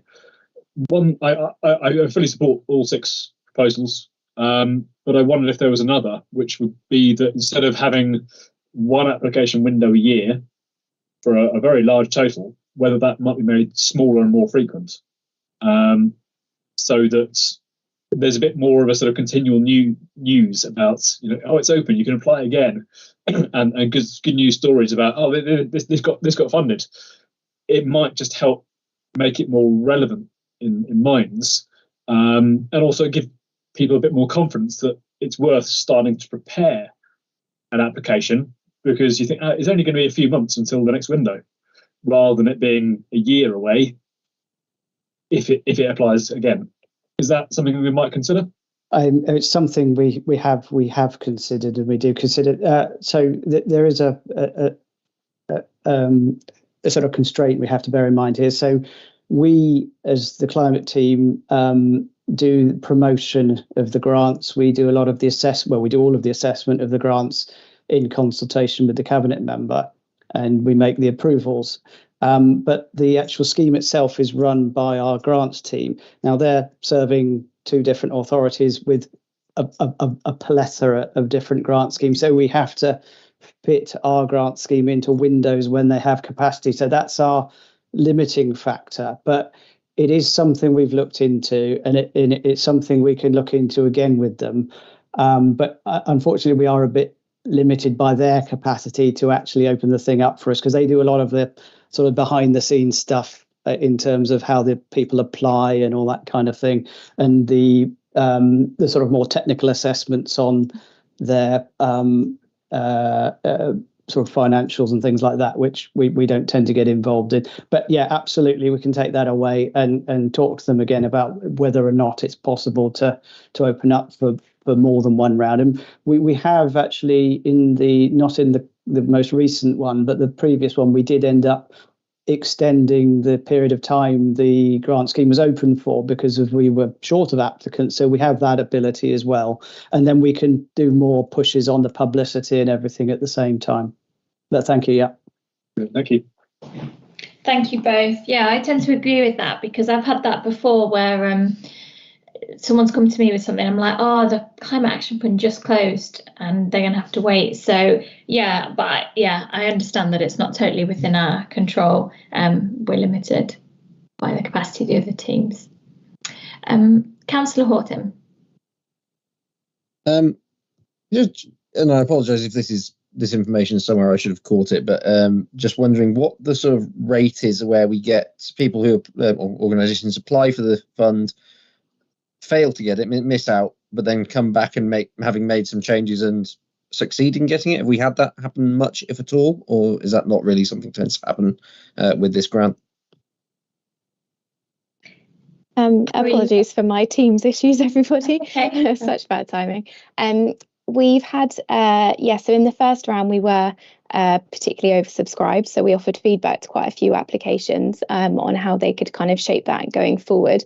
I can't recall where we've had the same project come back, but the organisations have definitely come back when they, with perhaps a new idea, and particularly after we ran the webinar for the last round to kind of talk through kind of top tips and give some ideas of various projects that they could implement in their community. And we had a couple of the speakers from various organisations that we'd funded before. We were then kind of able to make those contacts with people, and then they talked through their applications before they submitted them, which kind of obviously gives them a bit more insight and probably a higher chance of success. So yes, yeah, very welcome to have kind of dialogue with interested people to kind of help them shape their applications. Yeah, thank you, Chloe. Okay, I've got a couple of questions just in case some of the councillors need some time to think of theirs. I'd noted this in the past, but I just hadn't really understood fully, looking at the eligibility criteria, why schools wouldn't be eligible. Could somebody explain that? Because I know that there has been, or I've anecdotally heard of like projects that might have wanted to be funded. I'm sure there's a valid reason, so I just wanted to check what that was. Yeah, so the decision was taken around schools not being eligible, primarily because they ultimately fall under the county council's remit, and the county council have got councillor grant schemes which schools are eligible to apply to. So we did have one PTA who expressed an interest, and we kind of signpost them to the county council's grant schemes, and also for capacity reasons. So the fact there are so many schools and education settings in the Vale, and if obviously a significant number of them applied, it would just completely overwhelm the kind of fund. So and also another reason was because we've kind of want the twofold kind of benefit coming forward of working with communities and taking action to protect the planet. And if there's improvements to school buildings, for example, made, then that's not always open to all of the community. Whereas if we're funding solar panels on a community building, that kind of has wider community benefit for all of the people that might perhaps use that hall. So yeah, that's kind of the background to that decision that was taken. Okay, yeah, fully understand that. Okay, so just looking again down some of the other changes that have been made, I think on the whole, like, it all seems to make sense to me, and unless other councillors have any objections, I would say that we agree with the changes to be made. One of the questions I had was around, it's kind of specific, but it's about refreshments. So I see kind of you've ruled out alcoholic refreshments. I think that makes sense. But also, why, I'm just trying to understand what's the need for refreshments at all? Like, what's the scenario where we're funding refreshments? Yeah. So one of the projects that I think we funded where refreshments were included was I think it was around one of the organisations that Sally mentioned that applied and came forward for like the Down to Earth Community Cafe. So they were looking at kind of offering food as part of the workshop that they were doing, and it fell under that category. We don't really get many, to be honest, and it's kind of one of the reasons why we wanted to refine it in the policy, that it is very much a case-by-case basis. We have to be really convinced that it's an important part of the project.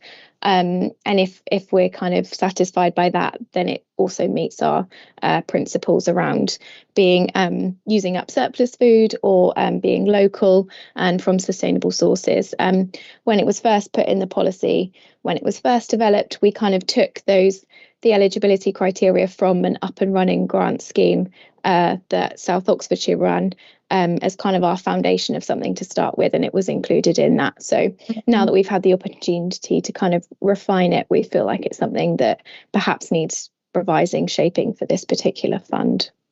Yeah. Okay, that makes a lot of sense. Thank you, Chloe. Councillor Pawlowski, did you want to come in on that one? Yeah. So just sort of nudging on the wording, because I thought something completely different. I was thinking being able to give volunteers a cup of tea while they were tree planting or something. But you're absolutely right. And I think maybe that's the wording might just need to be quantified a little bit better, because yeah, absolutely. Some of the work like Kate did with Down to Earth, or other projects where they might want to help people, learning to cook, for example. So obviously less use of packaged foods or microwave foods or whatever. And, quite often, especially with our rise of community larders, and obviously just to declare an interest, I run the one in East Hendred. But we found that cooking, when we first started it up, and you've got all this random surplus, as I'm sure Sarah will remember, and a lot of people look at it and go, I have no idea, one, what that is. And we used to get that quite a lot with swede.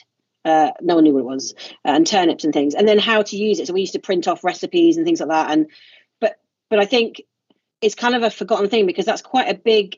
We've got those. I mean, Sophia will know just how many larders are in the Vale area, and there's a few.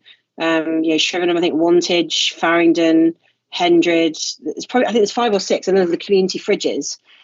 But I think somehow. Obviously, you don't want to quantify it too much, because it sounds like you're, pardon the pun, spoon feeding the applicant. But it's and maybe that's where the case examples come in, Dominic. Right? Maybe that's the key of showing the range of schemes. But I was thinking cups of tea for tree planters. Why wouldn't you give a tree planter a cup of tea? But yeah. So thanks, Hayley, for letting me speak on it. But yeah, I think maybe that just needs a bit of a tweak. If I thought it was cups of tea, and Hayley wasn't sure what it was. Mm-hmm. So it's but it's great. Obviously, Kate is a great story. I'll get down there, Dominic. It's a good excuse for a chai latte. I'll go and take some photos for you. Thanks, Sally. Yeah. Okay. Cool. Okay. So on that, yeah. So just looking at this now, I don't see any further questions. I really like the tweaks and the additions. I really do think it will help boost uptake, particularly with the examples and stuff, because it can be hard to know where to start with this stuff. So if you can see examples, that's great. Okay, so yeah, then thank you for presenting that, Chloe. I didn't see any objections from any of the councillors, so I think we agree with your recommendations to make the changes. So thank you so much. Thank you. Great, so I'll move us on to the next agenda item. We're going to take the next few all together, because the Climate and Biodiversity Team Leader, Dominic Lamb, is presenting items 10, 11 and 12, so he's going to take them together. So that's the Task and Finish Groups update, the Environment Act update, and Climate Scorecards update. Thank you.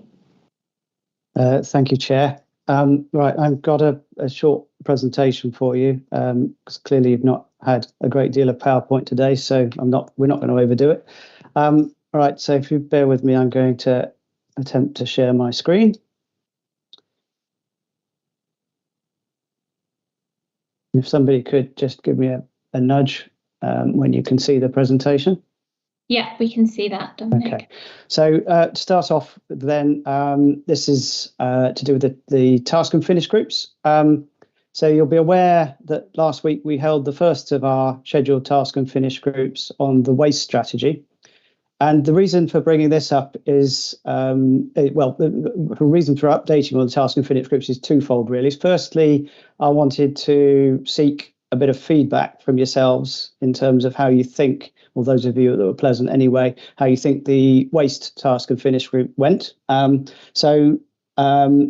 I had some feedback from the waste team. So as you'll be aware, they were looking for input into help them to develop the new waste strategy, which will in turn help them to then determine what our future waste collection services will look like at the end of the current contract.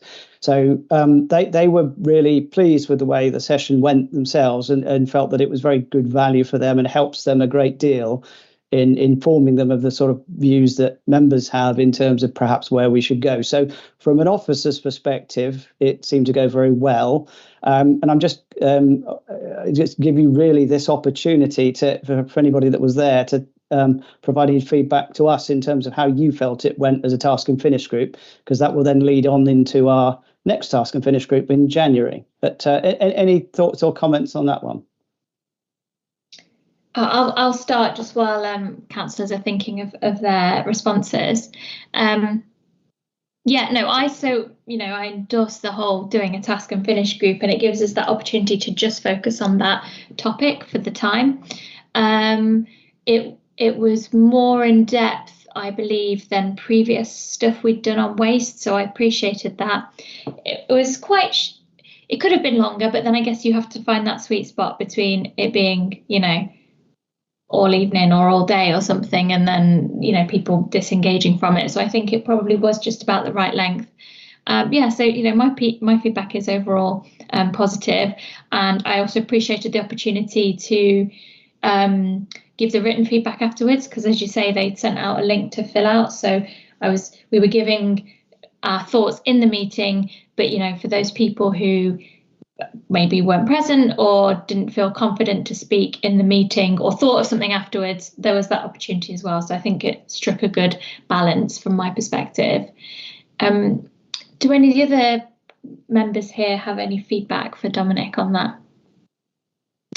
Councillor James. Thank you. Don't know if you can hear me yet. Sorry, yeah. My Teams is responding very slowly to everything I do at the moment.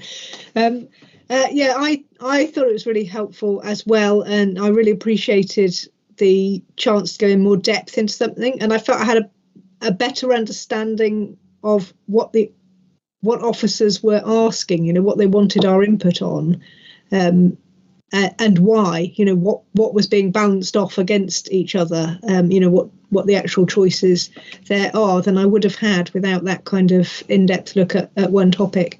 And I also appreciated the opportunity to come back with something written within the next few days. I would have quite liked a copy of the slides, which I don't think I had. When I went back to the form, I realised that although the questions were in there, I perhaps could have done with a bit of a memory aid at that point as well. Take that away, yeah. But generally, I thought it worked well. Again, it could have been longer. You know, it felt like we got through a lot in quite a short space of time, but I think that is a difficult balance. You know, you want people to actually participate and be able to stay the course. Thank you, it was really useful. Thank you. And finally, Councillor Delaharp. Thank you, Chair. Yeah, I thought it was a very, very well-run event, and it was especially good to be able to have an officer sitting there at the same table, and you could bend their ear and pick their brains, and that was really helpful. Thanks. Thank you.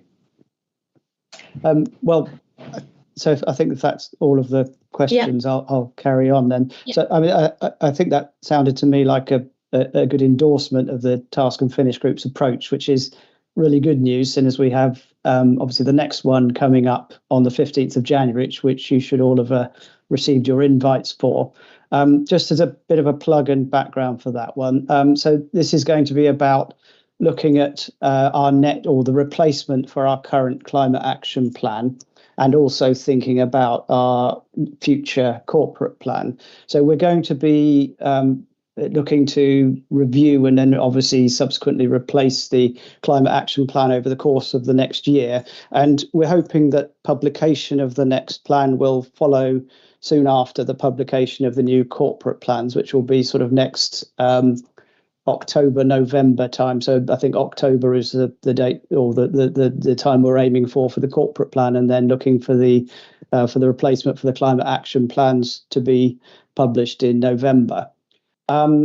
So I've taken the liberty of calling it a climate and nature recovery action plan, and I think this is just a reflection of the fact that it's very difficult in practice to separate action on the climate and nature. They're very intertwined, as I'm sure you're all aware. So we're thinking that's probably the way to go, and it certainly reflects the work that our team is doing more closely then, if we can sort of join those two topics together.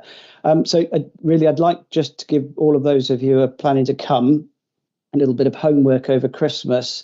So whilst you're eating your turkey or whatever meat-free alternatives you've chosen, to think about what actions do you want to see the Vale doing over the next 4-year period? Because what we want in this Task and Finish group is for members to come up with ideas, left field ideas. It doesn't matter. We just want to gather all the ideas you've got, and we'll put them into a pot and then think about okay, which of those ideas can we think about taking forward? I suppose the only boundary I put around that is that we have to be aware that as a district council, we have certain powers to do things and we have a limit to what we can achieve, as was sort of ably discussed earlier in relation to the whole sort of retrofit thing. So we have some ability to influence some things and far more ability to influence things like, for example, the energy use in our leisure centres, as Ben so ably pointed out. So have a little think about that and come armed with lots of great ideas in January. So for future task and finish groups, there's a potential follow-up to the waste session. So the waste team are thinking about how they now start pulling a strategy together. And they've already asked if there's a possibility of having a further task and finish groups. Now, that's to be confirmed because it'll depend on timings and other democratic processes which the developing waste strategy has to go through. But certainly they've expressed an interest in coming back. We're also going to be looking at the potential for a task and finish group, looking at the Oxfordshire local nature recovery strategy. So I won't say too much more about that at the moment because I've got an update about that to come shortly. Some of you will be aware that the county are currently developing a climate adaptation and resilience strategy, and that's an area where I think currently our current climate action plan is relatively silent on. There are some actions in there looking at sort of adaptation and resilience, but relatively few. So this will be perhaps a good opportunity to delve into that a bit further, using the Oxfordshire strategy as a sort of background and an evidence base, and think about what we might want to do. And really, the purpose of the task and finish groups, as Hayley said at the head of the meeting, is to be quite flexible and reactive to things that are happening. So we're always happy to hear ideas from you about what other topics we might want to have a bit of a deeper dive into even. So if you do have ideas, then please feed them back to Hayley or myself, and we can take those away and work with our colleagues in South Oxfordshire to see if they'd be happy to run some task and finish groups on those topics. If anybody did have any immediate thoughts in terms of what they might want to think of beyond those ones we've highlighted there, and I have to say there will be a limit to the number we can run a year then, but please feel free to say so now.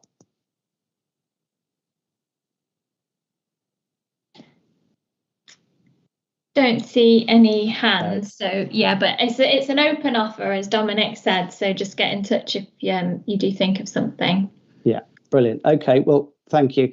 So I'll move swiftly on now to an update on the progress of the Environment Act. So we've had this as a standing item on the agenda for the last year or so. So I'm sure you're all aware that the Environment Act was originally published in 2021, and we've been waiting with bated breath for a very long time for the government to say exactly how it's going to implement various elements of the Act.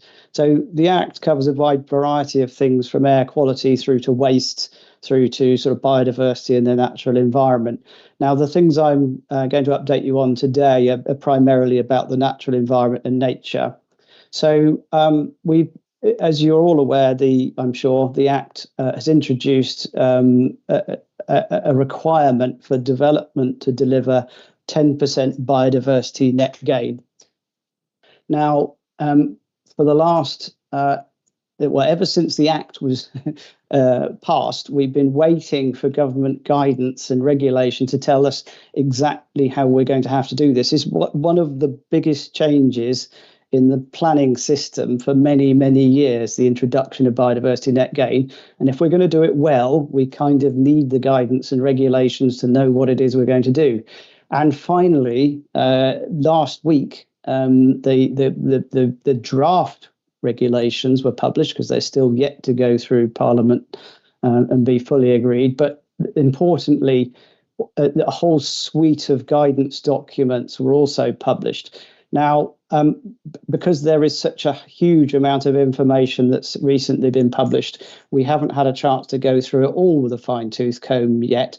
But what we do understand is that there are no major surprises within that additional guidance. So it does look like it's going to be implemented pretty much as we'd thought it was going to. So now the planning teams are sort of working on exactly how we're going to implement all the various elements of it. And it's going to be a staged implementation with the first tranche of major developments coming into scope in January 24. And then the remainder, which is most of our planning applications, except for the householder applications, will come into scope from next April. So that's biodiversity net gain. The local nature recovery strategies are another requirement of the Act. So local authorities are required to produce a local nature recovery strategy for their area. So in this is being done at a county level, and in Oxfordshire, the county council have been appointed as the responsible authority for producing the local nature recovery strategy. And all of the district councils and Natural England are what's called supporting authority. So we have a statutory role to support Oxfordshire County Council in producing the local nature recovery strategy. So I sit on the steering group that's producing the local nature recovery strategy, representing both South Oxfordshire and the Vale, and indeed the other districts as things stand.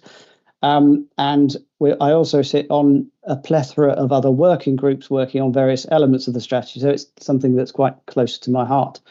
So there was a stage process that DEFRA said we have to go through in order to produce the strategy. And the diagram you see here, it sort of sets out what those different steps are. The green bits of the diagram indicate where we've got to so far. It's like a progress chart, if you like. So we've started. We've done the step one, which is mapping the areas of particular importance. So this is kind of mapping stuff we already knew. So it wasn't terribly difficult, if I'm honest. It was basically pulling everything we knew to get so far onto a map and presenting it. So that part's been done. Step two has been grayed out because that's a process we don't have to do until next time the strategy is reviewed. So the local nature recovery strategies are rather like local plans. So you produce one, and then within 5 years, you have to produce another one, and so on through time. So step two only really kicks in when we review the strategy we're currently producing, and then we're able to map the action we've taken against what we said we would do in the original strategy. So there's a feedback loop there when we produce future iterations. Step three, which is where we're part way through at the moment, which is about pulling all of the information we have in the county about nature together and describing the area, describing the county, describing our habitats and species. And the difficulty or the challenge in this is also trying to understand what's currently happening. So what's the state of play with all those different species and habitats? As you may be aware, there is no systematic monitoring for nature in the UK. So all of this is sort of information pulled together from a very wide variety of sources, various voluntary recording schemes, statutory recording schemes, and all sorts of things. So all of that's pulled together to produce a description of the strategy area. Step four is when we start to agree the priorities. So what is it we're going to do about nature in Oxfordshire, and what measures are we going to put in place to improve the situation? Now, between step three and step four is a very important point, and this is where everybody here will want to get involved, and in fact all of our councillors and hopefully many of our residents will want to get involved, and this is the sort of engagement process. So between step three and step four, we have to undertake this big engagement exercise to try and seek everybody's views. And this is where possibly a task and finish group may fit into this process. At step five, we then have to map those areas. So we will have our potential measures identified in step four, and step five will be a spatial map showing what we're going to do where and what our priorities are. And then those two things, so our priorities and the map, will come together, and that will be the local nature recovery strategy. So that's the process we'll go through. And just in terms of some key milestones that we're working on, so we produced the initial local habitat map. So that's done, and we're ahead of schedule on that one because that wasn't due to be done until 31st of January. And then currently, as I've said, we're producing an engagement strategy. So that will set out quite clearly exactly how we're going to engage with all of the people in Oxfordshire, or as many that as we can anyway, to ensure that they have their opportunity to input into the strategy. And key to that will be things like engagement with landowners, because they're going to be the people that are delivering a lot of this nature. And then I'm not going to read out all the other steps, other than to say that in July, we as a supporting authority will have to approve a draft strategy to go out for consultation. So there will be a process we will need to go through to get that signed off within the Vale. And then in December, we will bring the strategy to our cabinets in order to approve that going out for to be published as the final version. So it's a sort of a local plan light type process we have to go through, I guess is the best way of describing it. I'll pause there because I've just cantered through the Environment Act update. So are there any questions on that section before I move on? Yeah, Councillor Clegg. A couple of little questions. First of all, there's a lot of really interesting, useful information on these slides. Could you share them afterwards? Yep, they'll go out with the minutes afterwards. So yeah, I'll send that across, so they'll be sent out with the minutes. The second question I have is around, you said there's quite a convoluted process for pulling together information about nature from various different organisations and so on. Are there any initiatives underway to standardise that process, to automate it somehow, make it easier, less time consuming? Not nationally, and the picture varies very radically nationally. We are very lucky in Oxfordshire in that we have the Thames Valley Environmental Record Centre, or our sort of central repository for all biological information.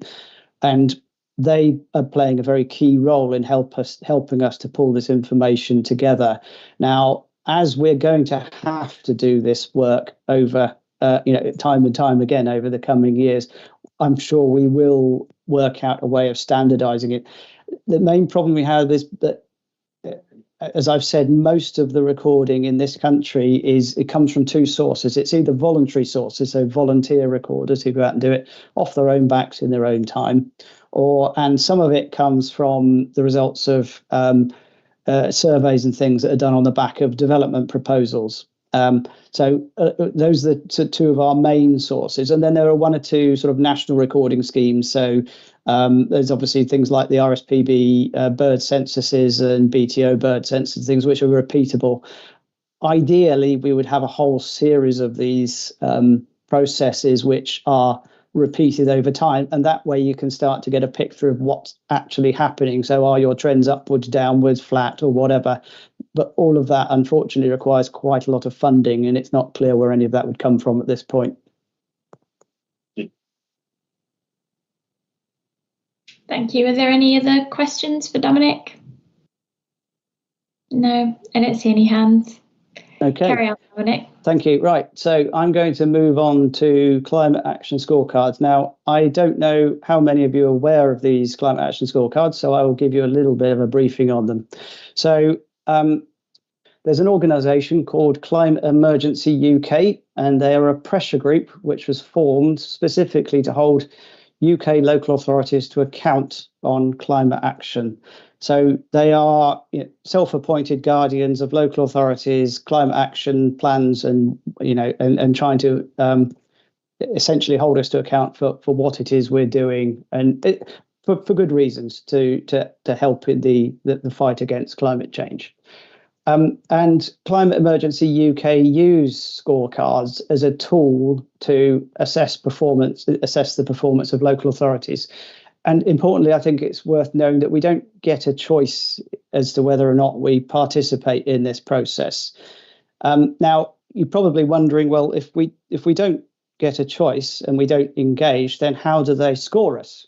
Well, the answer to that is that they actually get all of the information So they have something like 90 questions that they pose, which are and those are areas which they believe we should be working in as local authorities to help fight the climate emergency. And they take all of their information from publicly available sources. So it's in essence, they take it from the internet. So unless we have information up on our websites about every single thing we're doing to fight the climate emergency, they wouldn't know about it. And that includes, because not everything makes it onto our website, because otherwise we'd have a very big and complicated website. But that includes them looking at things like our committee decisions, cabinet decisions, minutes of meetings and things. And all of this information is pulled together by many, many hundreds of volunteers across the UK who are asked to trawl through local authorities' websites and find information. Now, unsurprisingly, the volunteers have a variety of techniques of doing that and are variously capable of achieving the outcomes. So the results are a little bit hit and miss, we've found. The other method they use for some of the information is through submitting FOIs to all local authorities in the UK, so freedom of information requests. And obviously, the information they get from those is only really as good as the questions they ask. So if they ask the questions right, they'll get a good response. And if they don't ask a very clear question, they'll get a variety of answers which might not help them.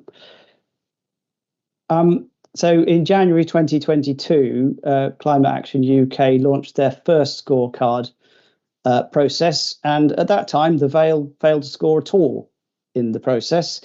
We hadn't launched our climate action plan at that point. It was literally just before the climate action plan was launched. And apparently there wasn't very much information on our website, which I think is unlikely, but they clearly didn't seem to be able to find any. So we scored 0. In 2023, so this year, they reran the same exercise, and you'll be pleased to know that the Vale scored 42%. Now that's less than 50%, doesn't seem great, but if you consider that the average for district councils in the UK was 29%, actually we did pretty well compared to where we were 2 years previously, or a year previously. And overall, this puts the Vale joint 10th out of 153 district councils in the UK. Now, all of this seems like quite a good news story, and arguably it is, but because the officers present here today work for 2 authorities, we've also noticed some quite big anomalies in the process, because we were looking at South and Vale, who both have very similar, in fact, almost identical climate action plans, and very similar, almost identical websites, and yet they definitely didn't score the same. And I'll leave it to your imagination as to what happened in South, but they were somewhat lower than the Vale, which is unfortunate. So it does somewhat call into question the validity of the exercise that Climate Action UK have undertaken. One learning and positive factor I think we can take for this, so looking across all the questions they asked, it has highlighted a couple of areas that we might want to look at in future. So it does have some value to it. And I'll give you a couple of examples of things that we picked up where we think maybe we can think about for our next climate and nature recovery action plan. So, for example, we don't have anything on our website or any information about what we're doing in terms of using peat for our grounds maintenance operations. In fact, we can't, the current situation, as I understand it, is that we can't guarantee there isn't peat still used. So it would be a relatively simple thing to think about an action for the next plan to say we're going to stop using peat and put that on the website. Another example, same area, and I haven't picked grounds maintenance for a particular reason, it's just these 2 sprang up straight away, was in terms of our use of pesticides and herbicides on our land. We don't say anything about that. We don't have a policy. We don't have a strategy. So we could say something about that. We could determine we want to take a slightly different course from the one we're taking at the moment. So those are sort of 2, I suppose, positive steers maybe we can take out of the process, which perhaps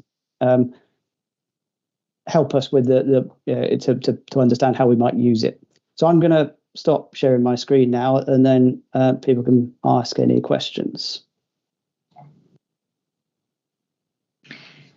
Have I stopped Yeah. sharing my screen? Sorry. You have. I have, So, good. It hasn't gone away Councillor- on my screen. Oh, okay. Councillor Pawlowski. Thanks, Dominic. And yeah, I questioned this quite a lot because obviously I attended the UK 100 climate leadership, and obviously when I got my papers, it showed at the very beginning we scored 0, and obviously we talked about this at the time and about how it was scored, and obviously our climate action plan, etc., wasn't out there and stuff. And the thing is, it's a bit like a name and shame, and I get that to a point, right? But as you say, it's all just done off what's in the public domain and what's on the website and all these things, rather than actually all the really good stuff that's happening on the ground. It doesn't really look at design codes and aspiration, and as you see, all the stuff around national policy and what is within our gift at the point in time of delivery. And I think 10th you should be really, really proud of. I'm assuming that our friends down in the Cotswolds, were they quite high up again? Or not Cotswolds, yeah, Cotswolds and Cornwall. Cornwall was number 1 last time, I think. Oxfordshire number County 1? Council was number 1 this time. Was it really? Oh, there's a miracle. So who was second then? I can't remember. Oh, I'll have to have a look. You have to send me the link. So obviously they announced the fact that it was changing to the new scorecard. But how often are they going to review? Is it going to be annual or just whenever someone clicks refresh? We don't know. They've not said so far. I presume they're going to reflect on how this one went and then consider whether or not they run it again. And presumably you'll be giving feedback like you did last time.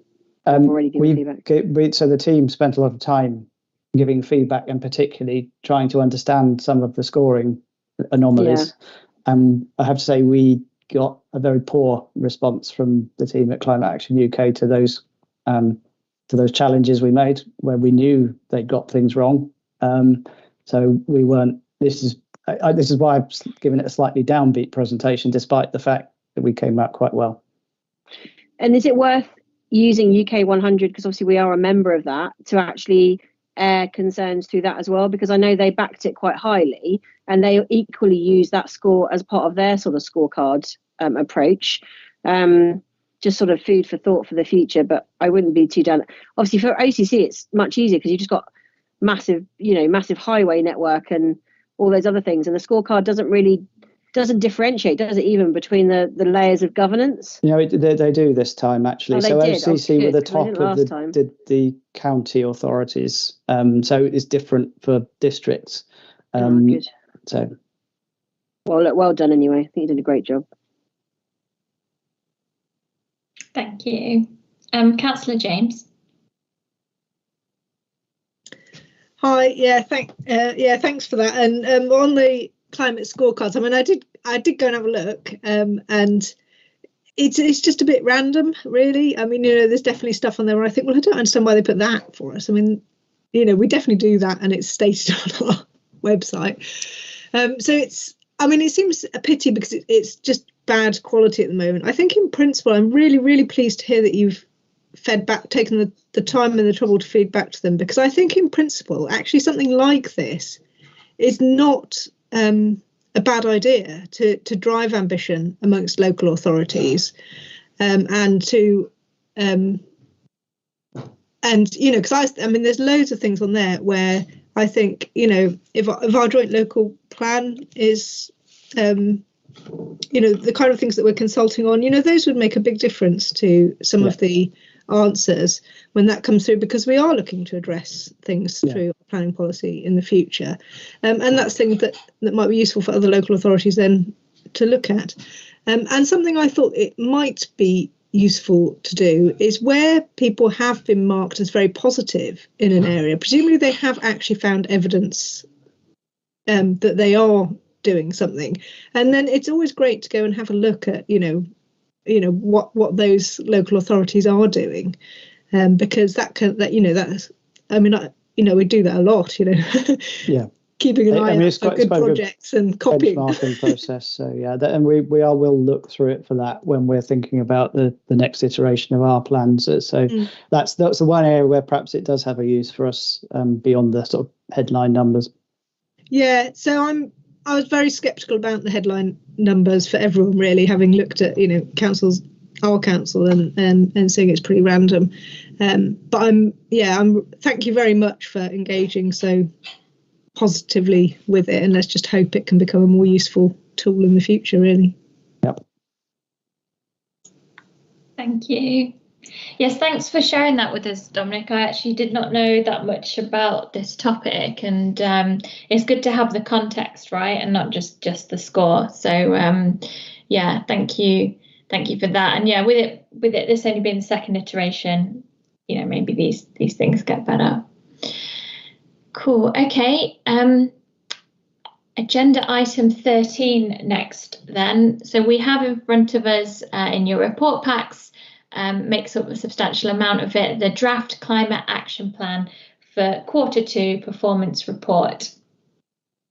It covers quite a huge breadth of work because it's everything the council does, and so we've got it in front of us today. We can ask questions about it.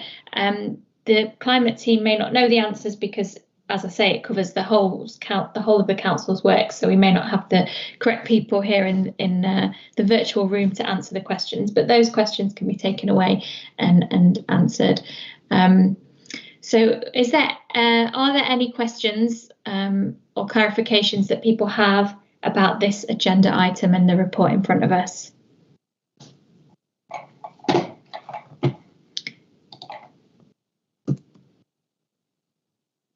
Don't see any. Okay, Councillor James. Sorry, it's me again. Always fine. I just had there were a couple of points that sort of stood out for me. So I noticed on P1 that not many members had taken up the climate literacy training, and thought perhaps we should be encouraged again. So it definitely got a big mention as we started. But I guess at that point, so I'm speaking as somebody who only joined the council in May at the May elections. And at that point, there was, of course, a lot of training. And I just wonder whether perhaps that might be worth revisiting with members to encourage them to engage with that, because, it'd be very useful if, as an entire council, we were up to speed, really. And another thing I just had a question about was, I think it was in OP11, there's some useful information about the local area energy plan, and I just wondered about the timescale for that and how that will, because that will overlap with things like our planning policy development and things, and I wondered how those sort of will interleave in time together. That's something I know a little bit about, so I can help with that because it's likely to fall under our team's remit. So there is quite a lot of talk around local area energy planning at the moment, and the county council are gearing up to the sort of bringing in a team, just a small number of officers to help with the process. Now, we've had presentations at the Environmental Advisory Group of the Future Oxfordshire Partnership about this, because it's very much something that is likely to be done as part of a sort of a joint effort between a lot of the local authorities in Oxfordshire. And some initial work is going to be funded from money left over from the Housing and Growth deal to kickstart the process. What we're not yet clear on is exactly what that will look like at a district level, and whether it will be at a district level or whether it might even be at a smaller scale that we're pulling these local area energy plans together. So the team are currently working on a paper to start investigating how we might take this forward. Now, this sort of relates slightly to the next item on the agenda, which is future agenda items. So we're looking at potentially bringing a paper to you for the next SEAC meeting. Jessie may not know this yet, so it'll be news to her, but bringing a paper to the next meeting to start getting under the skin of what local area energy plans are, how best to implement the process to make sure our energy infrastructure and networks are designed to allow us to transition to a zero carbon economy, because that's really what it's all about. It's about redesigning our networks, our processes to allow us to make that transition. But yeah, so that's something we're definitely looking at.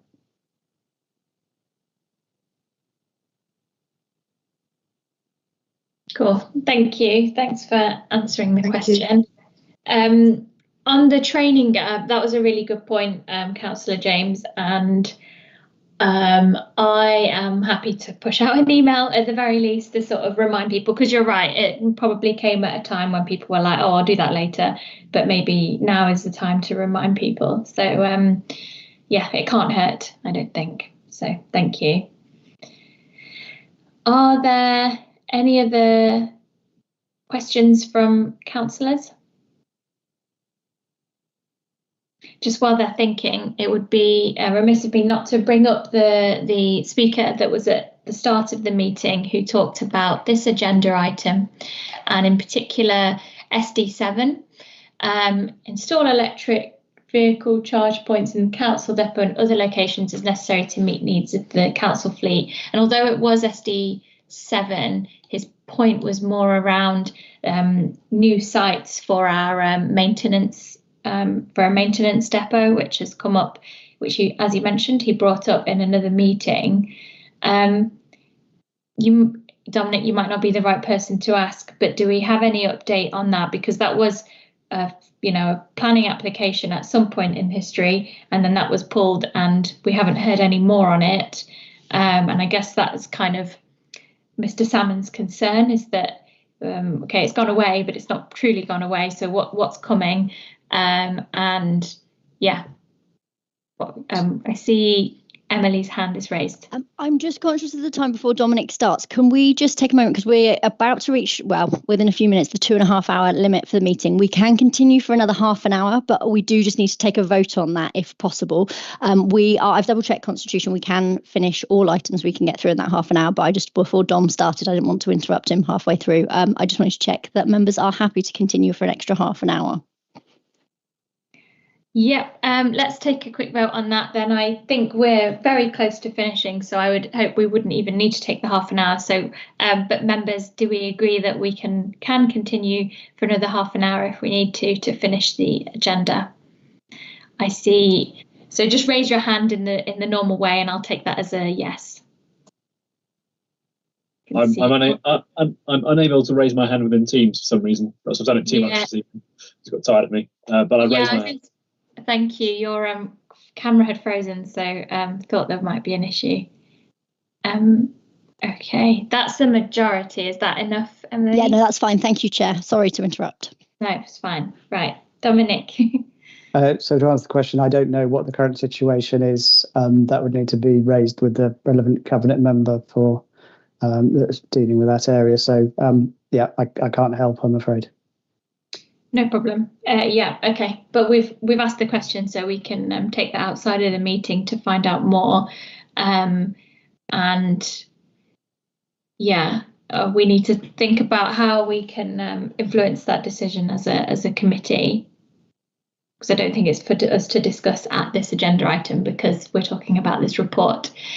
So on this report, are there any further questions? No. Okay, I don't see any. So in that case, we can move on to the final agenda item, which is future agenda items. Dominic, could you wrap us up with this final agenda item? Yeah, okay. So this was raised by Councillor Gascoigne, really, wanting to be clear about how we organise the agendas for future meetings.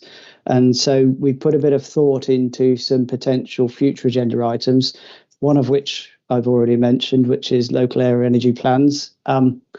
Another of which I've already mentioned, which is potentially bringing the elements of the local nature recovery strategy, draft strategy, to the committee to look at. Now, whether or not that comes as a main agenda item for the meetings or through a task and finish week will rather depend on the timing and whether it fits in with our cycle of meetings. So one way or another, that will go that way. We will look to bring a draft of our new climate and nature recovery action plan back to the committee for your thoughts and to see whether it's really a touchstone to make sure we're going in the right direction with that in due course. We've got an item on our progress towards our net zero targets. So we'll be going through a process shortly. Heather Saunders will be pulling together a report looking at how we are progressing towards the targets that were set. So that's net zero council by 2030 and a net zero district by 2045. So we'll look at those two and see how we're progressing and project forward, see whether we think we're going to get there. We're also potentially going to bring an item to you on green finance, and this will be presented by Kim Hall. So green finance is pretty much key to a lot of what we want to do to achieve net zero, because local authorities can't pay for it all, unsurprisingly. So we need to think about how this stuff's going to be funded through the private sector and through all sorts of means. So that is a pretty key area, and we're only really beginning to sort of scratch the surface of that. But it's going to be increasingly important if we're going to achieve our 2045 target, for example, to be bringing in other money. So anyway, so those are suggested agenda items for you. And this is really your opportunity to say whether you wholeheartedly object to any of them or whether you've got other ideas or any comments.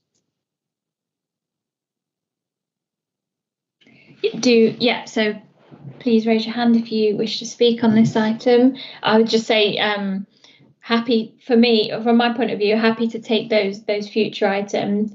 And I guess to bring it back to the topic I just brought up with regard to a future maintenance depot, I don't know what this agenda item looks like, whether it's a task or finish group or a discussion or what it is, but whether we just want to have a position as a SEAC.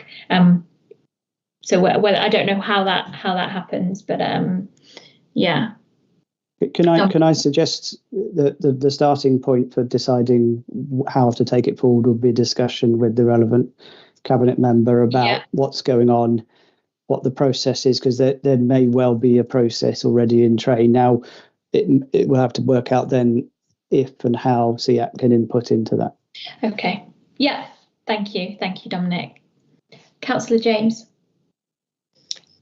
I thought all those items sounded excellent. So I do have a couple of other suggestions, but I've no idea whether we could fit them all in, or whether they might be more appropriate for task and finish groups. And that would be for SEAC to look at how the corporate plan is shaping up, and also to take a look at the joint local plan after it's been through its next stage of consultation. So a bit further down the line in that process. Thank you. Just on the second of those two, I know there was a request for a task or a SEAC session on the joint local plan previously, and I know the planning policy team have taken the view previously that it's of such wide interest to a very wide variety of members beyond SEAC that they're doing it as an all-councillor approach. I don't want to second guess what they're planning to do, but I think that may still be the approach they want to take. But we can certainly ask about that and see whether it's something that they might be prepared to do a separate. Yeah, of course, session. and whether they wanted actually just have like a sort of a bit of a SEAC lens on it, in a slightly more focused way on just those aspects of it, because obviously it's much broader than just what this committee covers. Yeah, and the same for the corporate plan as well. It would just be a lens on. To some extent, I would use. Really. Sorry, to some extent, I would use the session on the 15th of January to also bring up ideas for the corporate plan. So these are the higher level strategic overarching ideas. So I've titled it climate and nature recovery action plan. But if there are ideas that we can feed up into the corporate plan, then that's also part of what we're thinking. So bring thoughts about those sort of higher level stuff to us as well, and we'll feed that in. Thank you. That's a good idea.